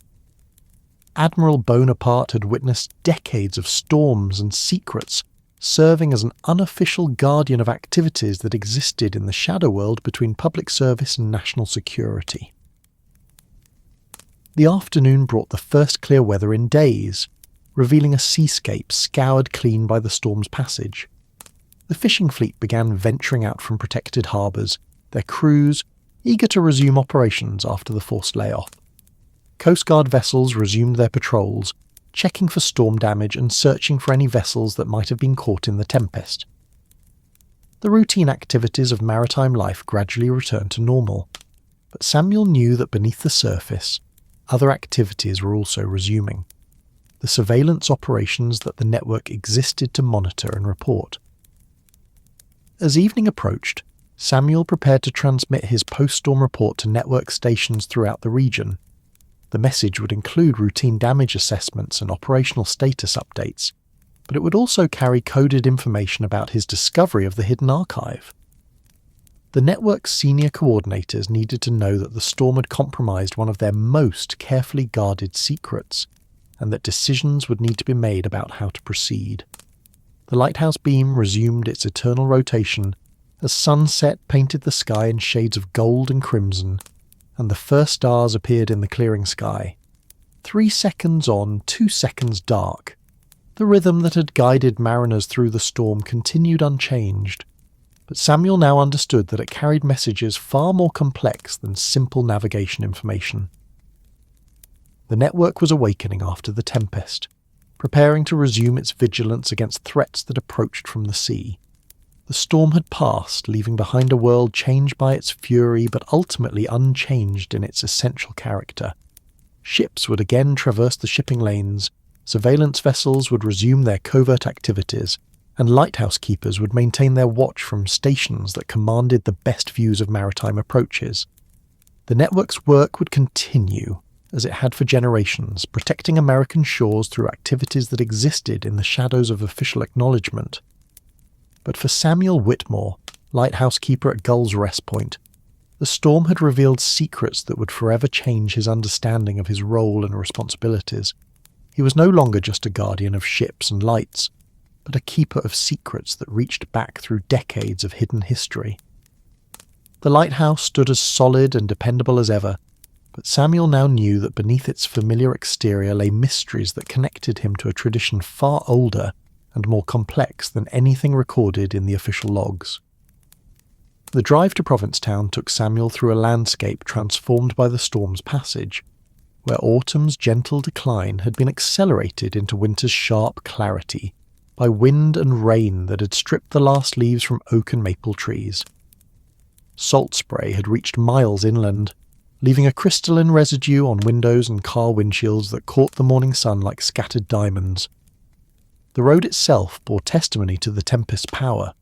Fallen branches cleared hastily to the shoulders, power lines still being repaired by crews who had worked through the night, and sand drifts that marked where the storm surge had overrun coastal barriers.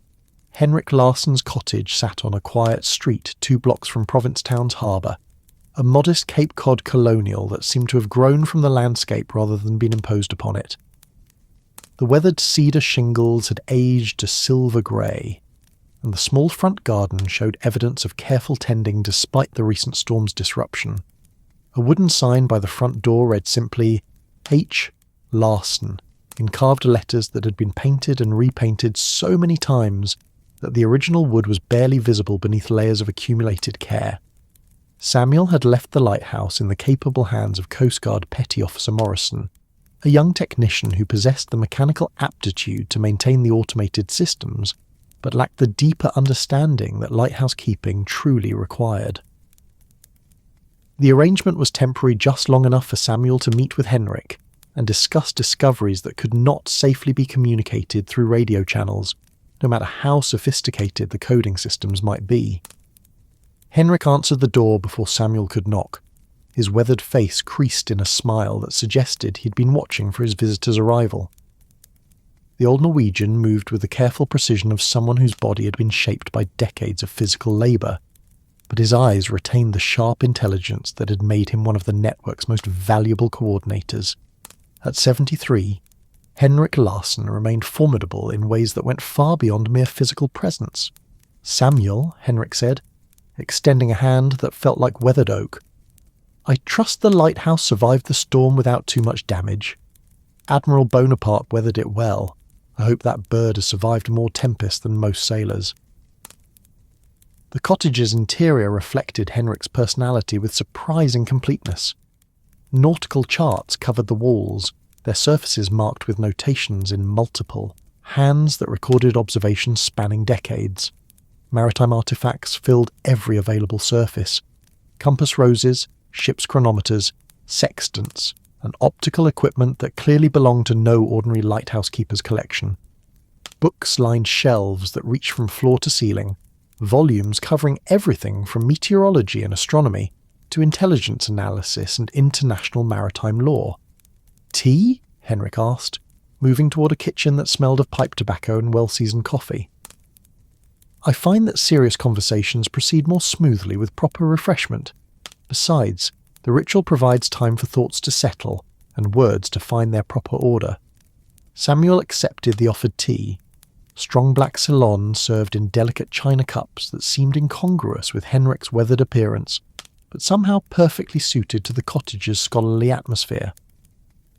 They settled in chairs beside a window that overlooked Provincetown Harbour, where fishing boats were returning to their normal routines after the storm's enforced idleness. "You discovered the archive," Henrik said without preamble, his statement carrying the weight of certainty rather than question. "The storm revealed what I had planned to show you during our meeting. Perhaps it's for the best. Nature has a way of accelerating schedules that human planning cannot improve upon." Samuel nodded, still processing the implications of what he had found. "I've read enough to understand that the network is far more sophisticated than I initially realized. But I also understand that I've only scratched the surface of something that goes back generations." Henrik smiled, setting down his teacup with the careful precision that characterized all his movements. "The network began during Prohibition, though its roots reach back to the earliest days of lighthouse service. Keepers have always been observers, our positions require it, our isolation demands it, and our responsibilities encompass far more than the general public realizes. What changed in the 1920s was the recognition that our observations had value beyond maritime safety." The old keeper rose and moved to a chart table that dominated one corner of the room, its surface covered with maps that showed the Atlantic coastline from Maine to Florida. Red pins marked lighthouse stations, while blue pins indicated Coast Guard facilities and green pins showed naval installations. Lines drawn in various colours connected the pins in patterns that suggested communication networks, observation zones, and coordination systems of remarkable complexity. "The rum runners taught us our first lessons," Henrik continued, tracing shipping routes with a finger that bore the scars of decades of physical labour. They operated sophisticated intelligence networks of their own, using lighthouse keepers and Coast Guard personnel who could be corrupted by money or intimidation. We learned that passive observation was not enough. We needed to actively monitor and report activities that threatened maritime security. Samuel studied the chart, recognizing patterns that mirrored the surveillance activities he had witnessed from Gould's Rest Light. "How many lighthouse keepers are involved in the network? How does it really operate?" Henrik returned to his chair, picking up his teacup but not drinking from it. "At its peak during World War II, we had active participants at 47 lighthouse stations along the Atlantic and Gulf coasts. Today, automation has reduced our numbers, but we maintain coordination with 23 stations and have cooperative relationships with keeper stations that aren't directly involved in intelligence activities. The scope was staggering. Samuel had imagined a small group of dedicated individuals sharing observations, but Henrik was describing an organisation that operated on a scale approaching that of official intelligence agencies. How is it coordinated? Who makes decisions about operations and priorities? The network operates on principles borrowed from both military intelligence and academic research, Henrik explained, his voice taking on the cadence of a professor delivering a familiar lecture. We have regional coordinators who oversee activities within specific geographical areas, and we maintain liaison relationships with various government agencies that provide us with equipment, training, and analytical support. But we remain fundamentally civilian in character lighthouse keepers serving their country through enhanced performance of duties they already possess. Henrik moved to a filing cabinet and withdrew a folder thick with photographs and documents. Your predecessor at Gould's Rest Light was Thomas Bradford, who served from 1923 to 1947. Tom was one of the network's founding members, and his contribution to our early development cannot be overstated. These are some of his reports and photographs, materials that never appeared in official lighthouse logs, but which documented activities that proved crucial to national security. The photographs were remarkable in their clarity and detail. Samuel saw vessels that clearly belonged to no legitimate commercial or recreational fleet. Sleek craft with unusual configurations, ships flying flags that didn't match their apparent origins, and submarine periscopes captured during daylight surfacing operations. Bradford had been a photographer of considerable skill, but more importantly, he had possessed the patience and observational abilities that made him an ideal intelligence gatherer. Tom developed many of the techniques we still use today, Henrik said, turning pages to reveal detailed surveillance reports written in Bradford's neat handwriting. The coding systems, the communication protocols, the equipment modifications that allow us to maintain cover while conducting intelligence operations. Tom pioneered methods that kept the network effective for decades. Samuel found himself looking at photographs of vessels that seemed familiar despite their obvious age. The surveillance ships that had been monitoring Cape Cod waters in recent weeks bore striking similarities to craft that Bradford had documented in the 1930s and 1940s. Intelligence operations, it seemed, followed patterns that transcended individual conflicts and political alignments. The vessels you've been observing, Henrik said, seeming to read Samuel's thoughts, are part of a cycle that repeats every few years. Different countries, different technologies, but the same fundamental activities: intelligence gathering, surveillance of defensive installations, testing of response times and capabilities. The network exists because such activities never really cease, even during periods of apparent peace. Henrik moved to another chart, this one showing the North Atlantic with markings that indicated submarine activity over several decades. During the Cold War, we documented Soviet submarine operations that official sources either missed or chose not to acknowledge. Our reports provided early warning of intelligence gathering operations, helped track the movements of foreign naval vessels, and contributed to defensive measures that probably prevented conflicts from escalating to dangerous levels. The implications were sobering. Samuel realized that lighthouse keepers had been operating as an informal intelligence service for nearly a century, providing coverage that official agencies could not achieve through conventional means. The network's strength lay in its permanence. Lighthouse keepers remained at their stations for years or decades, developing intimate knowledge of local maritime patterns that allowed them to detect anomalies that would escape casual observation. "What about the future?" Samuel asked. "Lighthouse automation is reducing the number of manned stations. How long can the network continue operating?" Henrik's expression grew thoughtful as he considered the question. Automation presents challenges, but it also creates opportunities. Unmanned lighthouse stations can be equipped with surveillance equipment that would be impossible to install while maintaining human crews. We're exploring technologies that would allow remote monitoring of much larger areas with greater precision than human observation could achieve. The old keeper moved to a desk and withdrew a set of blueprints that showed modifications to lighthouse structures for installing sophisticated monitoring equipment. Some of our newer installations can track vessel movements for 50 miles in any direction, record communications across multiple frequency bands, and analyze behavioral patterns that might indicate hostile intentions. The network is evolving with technology, but the fundamental mission remains unchanged. Samuel studied the blueprints, recognizing equipment configurations that could transform lighthouse stations into comprehensive intelligence-gathering platforms. Is this where the network is heading? Unmanned stations with automated surveillance systems? Partially, Henrik replied, but human judgment remains irreplaceable for certain types of analysis. Automated systems can detect and record activities, but experienced lighthouse keepers provide context and interpretation that no computer can duplicate. The future network will probably combine automated surveillance with human analysis, allowing us to monitor larger areas while maintaining the observational skills that have made us effective for so many decades. The afternoon wore on as Henrik shared details of network operations that Samuel had never imagined. The organization maintained training facilities disguised as maritime education centers, operated communication networks that paralleled official Coast Guard channels, and coordinated with intelligence agencies through liaison officers who held official positions within government bureaucracies. The network had become a shadow organization that operated with official knowledge but without official acknowledgement, providing services that no conventional agency could duplicate. Your role at Ghoul's Rest Light, Henrik said as the conversation began to wind down, represents the next generation of network operations. The station has been selected for equipment upgrades that will make it one of our most sophisticated observation posts. The surveillance activities you've been witnessing are partly tests of your observational abilities and partly preparation for expanded operations that will require greater skill and dedication than routine lighthouse keeping demands. Samuel felt the weight of responsibility settling around him like Henrik's old keeper's coat. What exactly is expected of me?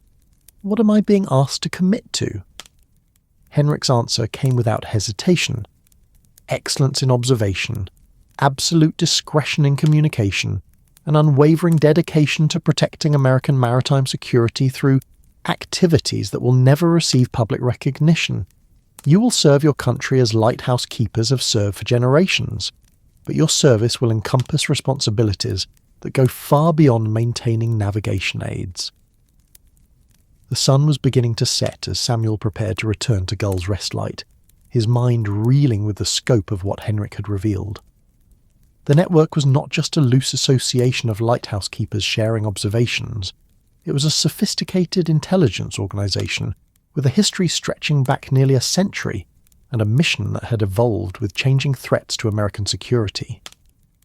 One final thing, Henrik said as Samuel reached the cottage door. The brass compass rose that you discovered, it belonged to Thomas Bradford originally, passed down through each lighthouse keeper who served at Ghoul's Rest Light. Consider it a symbol of continuity, connecting you to all who served before and all who will serve after. The network's strength lies not in any individual, but in the accumulated wisdom and dedication of generations of watchers. Samuel drove back to the lighthouse through darkness that seemed less mysterious now that he understood his role in the vast network of observers who maintained vigilance along America's coastline. The lighthouse beam was visible long before he reached Ghoul's Rest Point, its steady flash marking not just a geographical position, but his place in a tradition that had protected American shores for generations. Admiral Bonaparte was waiting on the lighthouse's exterior railing when Samuel arrived, the gull's intelligent stare suggesting that it understood the significance of the day's revelations. The bird had witnessed decades of secrets and coded communications, serving as an unofficial guardian of activities that existed in the shadow world between public service and national security. The lighthouse stood as solid and dependable as ever, but Samuel now understood that beneath its familiar exterior lay capabilities that would soon be enhanced with equipment that would make Ghoul's Rest Light one of the network's most important observation posts. The routine of lighthouse keeping would continue weather observations, vessel counts, equipment maintenance, but these activities would serve purposes far beyond their apparent simplicity. As Samuel climbed the spiral staircase to begin his evening watch, he felt the brass compass rise in his pocket, warm with the accumulated history of all the lighthouse keepers who had carried it before him. The network was counting on him to continue their work, maintaining vigilance against threats that approached from the sea while preserving the secrets that had protected American maritime security for nearly a century. 3 seconds on 2 seconds dark, the lighthouse beam continued its eternal rhythm. But Samuel now understood that it illuminated more than safe passage through dangerous waters. It was part of a communication system that connected watchers across vast distances, a beacon that signalled America's continued vigilance against threats that might emerge from the vast mystery beyond the horizon. The network lived on, as it had for generations, in the dedicated service of lighthouse keepers who understood that their true mission encompassed far more than the public would ever know. The winter morning arrived with the crystal clarity that only comes after a night of bitter cold, when the Atlantic's breath turns to ice crystals and the lighthouse beam cuts through air so clear it seems to magnify every star. Samuel stood at the lamp room window, coffee steaming in his hands, watching the sun rise over waters that had been transformed overnight into something resembling polished steel. 6 months had passed since his meeting with Henrik Larsson, 6 months of gradually accepting the full scope of his responsibilities as both lighthouse keeper and guardian of secrets that stretched back through generations of watchers. The equipment modifications had been completed 3 weeks ago, installed by technicians who arrived in Coast Guard uniforms, but carried identification that suggested affiliations far beyond routine maritime service. The lighthouse now housed surveillance equipment so sophisticated that Samuel still marvelled at its capabilities. Radar systems that could track objects smaller than fishing boats at distances approaching 40 miles, communication interceptors that monitored radio traffic across dozens of frequency bands, and optical devices that could resolve details on distant vessels that conventional binoculars could never detect. Yet, for all its technological advancement, the lighthouse's fundamental character remained unchanged. The Great Fresnel lens continued its patient rotation, casting its beam across waters that held the same mysteries they had harboured for centuries. The routine of weather observations, vessel counts, and equipment maintenance provided the comforting rhythm that had sustained lighthouse keepers since the first beacon was lit on these shores. Samuel had learned to balance his traditional duties with the expanded responsibilities that the network required, finding in that balance a satisfaction that went deeper than mere professional competence. The brass compass rose lay open on his desk, its polished surface reflecting the morning light as Samuel prepared his daily log entry. The official record would show wind patterns, temperature readings, and vessel counts, information that satisfied Coast Guard requirements, while providing cover for activities that served purposes far beyond routine navigation assistance. But embedded within those ordinary observations, using coding systems that Henrik had perfected over decades of service, lay intelligence reports that would be analysed by experts at agencies whose existence was acknowledged only through budget line items buried in classified appropriations. December 15th, Samuel wrote in the precise handwriting that lighthouse keeping demanded, clear skies with visibility extending beyond 20 miles, wind northwest at 15 knots, temperature 28 degrees Fahrenheit. The sea state is calm with light swells from the northeast. 4 vessels observed during the overnight watch period, including 1 unscheduled southbound transit at approximately 0:35 hours. The unscheduled transit had been the night's most significant observation.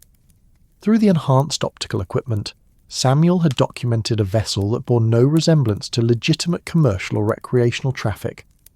A sleek craft approximately 70 feet in length, painted in radar-absorbing black, moving at speeds that suggested military-grade propulsion systems. The vessel had maintained radio silence while systematically photographing coastal installations from Chatham to Provincetown, its activities coordinated with similar craft that other network stations had reported throughout New England.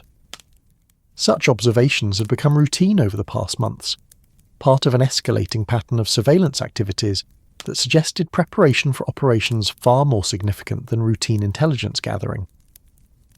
The network's analysis indicated that foreign agencies were conducting comprehensive documentation of American coastal defences, mapping everything from lighthouse positions to Coast Guard facilities, with an attention to detail that implied strategic rather than tactical purposes.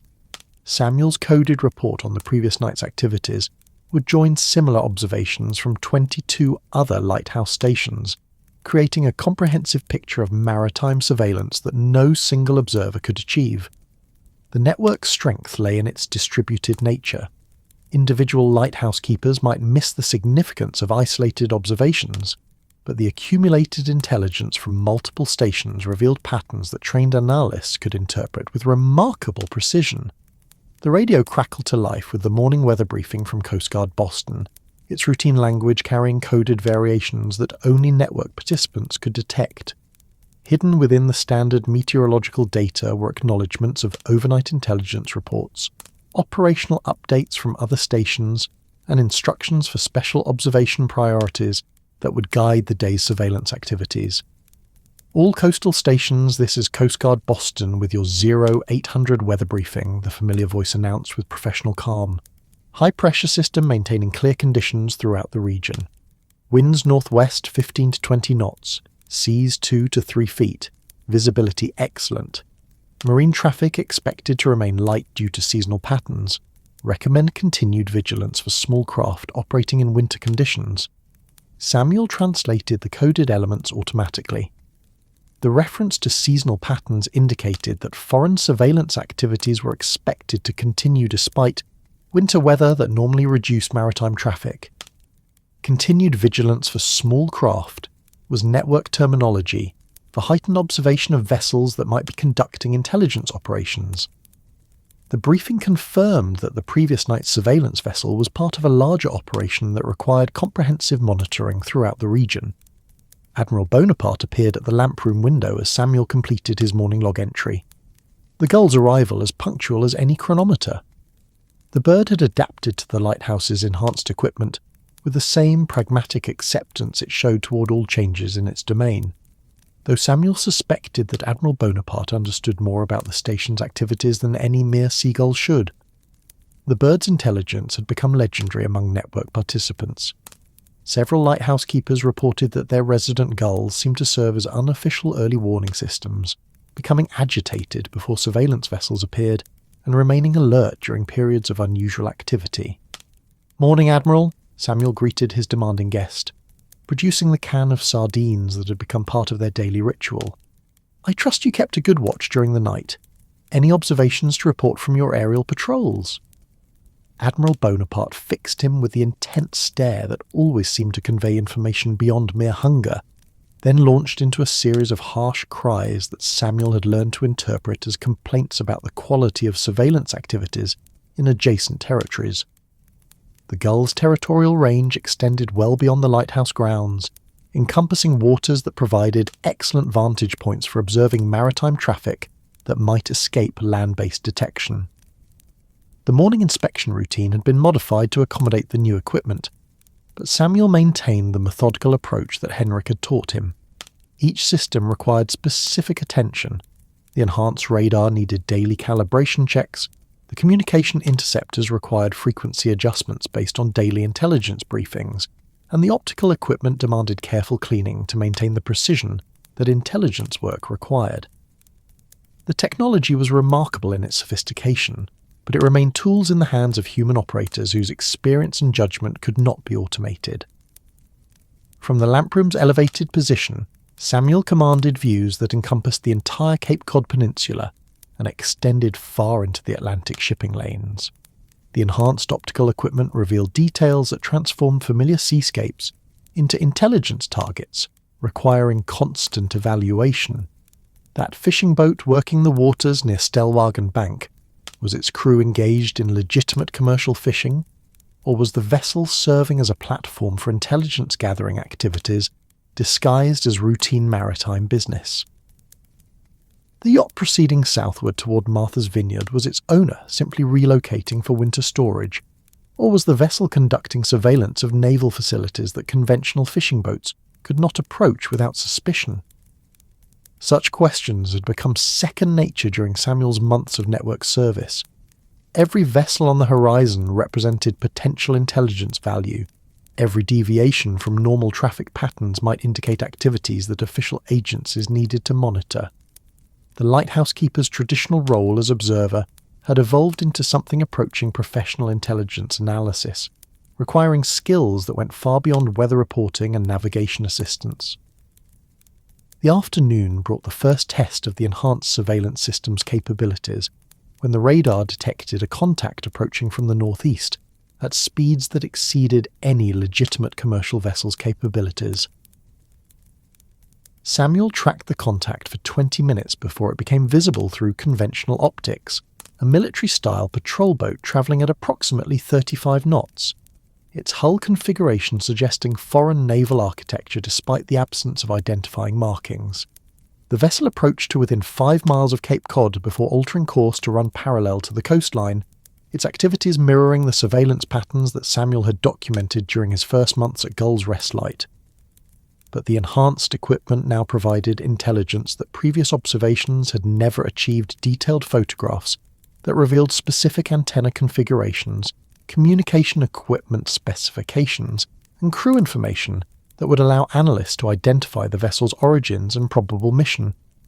Samuel documented the encounter with the thoroughness that network protocols required, using multiple surveillance systems to create a comprehensive intelligence package that would be transmitted through encrypted channels to analysis centers whose locations were known only to senior network coordinators. The photographs alone represented intelligence value far beyond anything that conventional lighthouse observations could provide, but when combined with radar tracking data and communication intercepts, the package would allow experts to develop detailed assessments of foreign intelligence capabilities and intentions.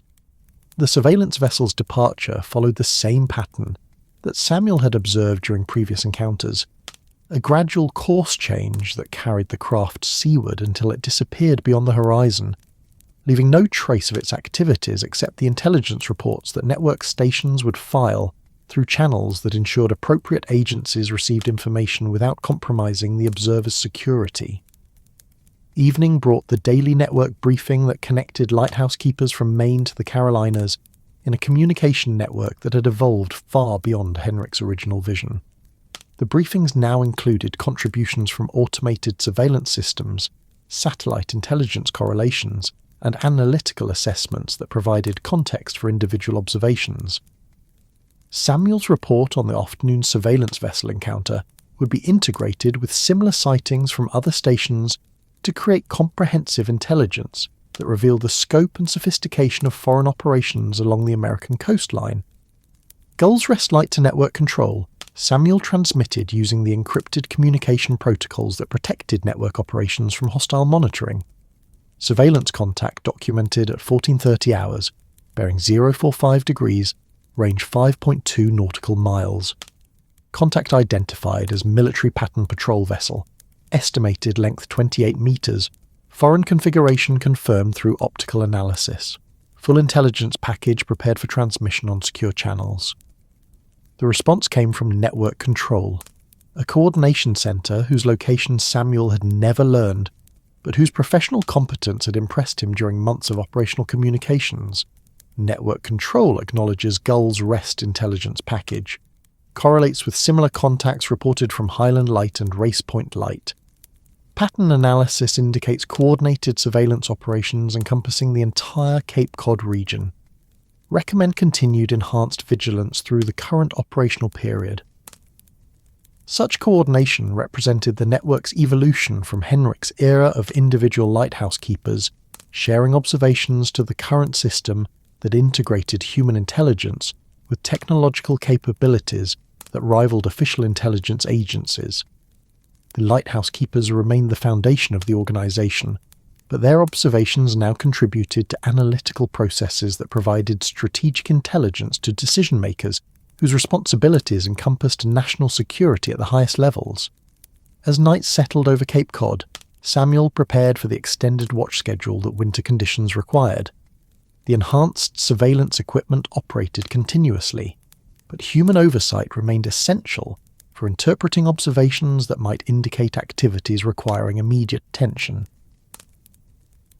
The lighthouse beam began its eternal rotation as darkness deepened, casting its 3-second flash across waters that appeared peaceful but harboured activities that could threaten the security that generations of lighthouse keepers had worked to protect.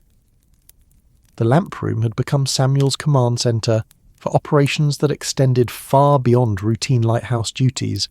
The familiar equipment weather instruments, communication radios, navigation aids shared space with surveillance systems that could detect and analyse activities across thousands of square miles of ocean. The integration was seamless, reflecting the network's philosophy that enhanced capabilities should support, rather than replace the traditional skills that had made lighthouse keepers effective observers for more than a century. Admiral Bonaparte settled on his customary perch for the night watch, the gull's presence providing continuity that connected current operations with the decades of service that had established the network's reputation for reliability and discretion. The bird had witnessed surveillance vessels and coded communications, storms and secrets, maintaining its vigil through changes that had transformed lighthouse keeping from routine navigation assistance to sophisticated intelligence operations. The midnight hours brought the period of maximum activity for surveillance vessels that preferred darkness for their operations. Samuel maintained systematic observation schedules that divided the horizon into sectors requiring regular scanning, using the enhanced optical equipment to detect activities that conventional lighthouse watches might miss. The work required patience and concentration that tested even experienced lighthouse keepers, but the intelligence value of nighttime observations often exceeded anything that daylight hours could provide. At 0:25 hours, the radar detected multiple contacts approaching from different directions, their coordinated timing suggesting a planned operation rather than coincidental maritime traffic. Samuel tracked 4 vessels as they converged on positions that provided optimal surveillance coverage of Cape Cod's coastal installations, their activities synchronized with precision that indicated professional planning and execution. Through the enhanced optical systems, Samuel observed vessels that represented the current state of maritime intelligence technology, craft designed for stealth operations, equipped with surveillance systems that could document American defensive installations in detail that previous generations of intelligence gatherers could never achieve. The vessels operated with confidence that suggested they had conducted similar operations many times before, their crews familiar with techniques that allowed them to gather intelligence while avoiding detection by conventional monitoring systems. But the network's enhanced capabilities provided advantages that the surveillance vessels' operators had not anticipated. Samuel documented their activities with precision that revealed operational patterns, equipment specifications, and coordination methods that would allow American intelligence analysts to develop countermeasures and identify the foreign agencies responsible for the operations. The surveillance operation continued for nearly 3 hours, during which the 4 vessels systematically documented every significant installation from Boston Harbor to Martha's Vineyard. Samuel maintained continuous observation despite the physical and mental demands that such extended surveillance required, understanding that the intelligence he was gathering might prevent future conflicts or provide strategic advantages that could protect American interests during periods of international tension. As dawn approached, and the surveillance vessels departed for whatever bases supported their operations, Samuel began the complex process of encoding his observations for transmission to network control.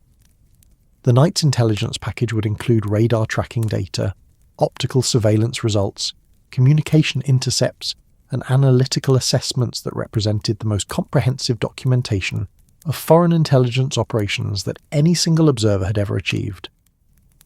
The morning sun revealed a seascape that appeared unchanged by the night's activities, but Samuel now understood that beneath the surface of routine maritime traffic, intelligence operations continued that tested American vigilance and defensive capabilities. The network existed to monitor such activities, providing early warning of threats that official agencies might miss, and contributing to the national security apparatus that protected American interests around the world. The lighthouse beam completed its final rotation, as daylight eliminated the need for navigation assistance, but Samuel knew that the beacon's most important function continued regardless of visibility conditions. The lights served as a symbol of American presence and determination, marking not just geographical position, but the nation's commitment to maintaining surveillance of activities that might threaten maritime security. 6 months of network service had transformed Samuel's understanding of lighthouse keeping from routine navigation assistance to sophisticated intelligence operations that required skills and dedication far beyond anything that official job description suggested. The brass compass rose that connected him to generations of lighthouse keepers had become a symbol of continuity that linked traditional duties with enhanced responsibilities that served national security interests. Admiral Bonaparte launched into his morning patrol with the purposeful energy that characterized all his activities, the gull's territorial instincts providing natural surveillance capabilities that complemented the lighthouse's technological systems. The bird's intelligence and observational skills had made it an unofficial member of the network, contributing to the comprehensive vigilance that protected American shores from threats that approached from the vast mystery beyond the horizon. The network lived on, as it had for generations, in the dedicated service of lighthouse keepers who understood that their true mission encompassed far more than the public would ever know. The lights that guided ships to safety also illuminated activities that could threaten the peace that those same lights were sworn to protect. 3 seconds on, 2 seconds dark, the eternal rhythm continued, marking time while serving purposes that connected lighthouse keeping to the deepest traditions of American maritime service. Samuel Whitmore had found his place that tradition, serving as both keeper of lights and guardian of secrets, maintaining the watch that generations of lighthouse keepers had established along America's coastline. The lighthouse stood as solid and dependable as ever, but its capabilities now extended far beyond anything that its original builders had envisioned. The network's work would continue, as it had for nearly a century, protecting American shores through activities that existed in the shadows of official acknowledgement, but served purposes as vital as any recognized branch of national defense. The Eternal Watch continued, maintained by dedicated individuals who served their country through enhanced performance of duties they had sworn to uphold, guardians of both ships and secrets, keepers of lights and defenders of the peace that those lights represented. That's our story tonight. Are you drifting off under the shimmering lights of Tokyo, the quiet canals of Amsterdam, the golden glow of Cairo, or the sea breeze nights of Havana? If this tale brought you peace, like the episode and subscribe for more nights like this. Let the night surround you. Let your dreams wander free. Sleep gently now, wherever you are in this wide and wondrous world.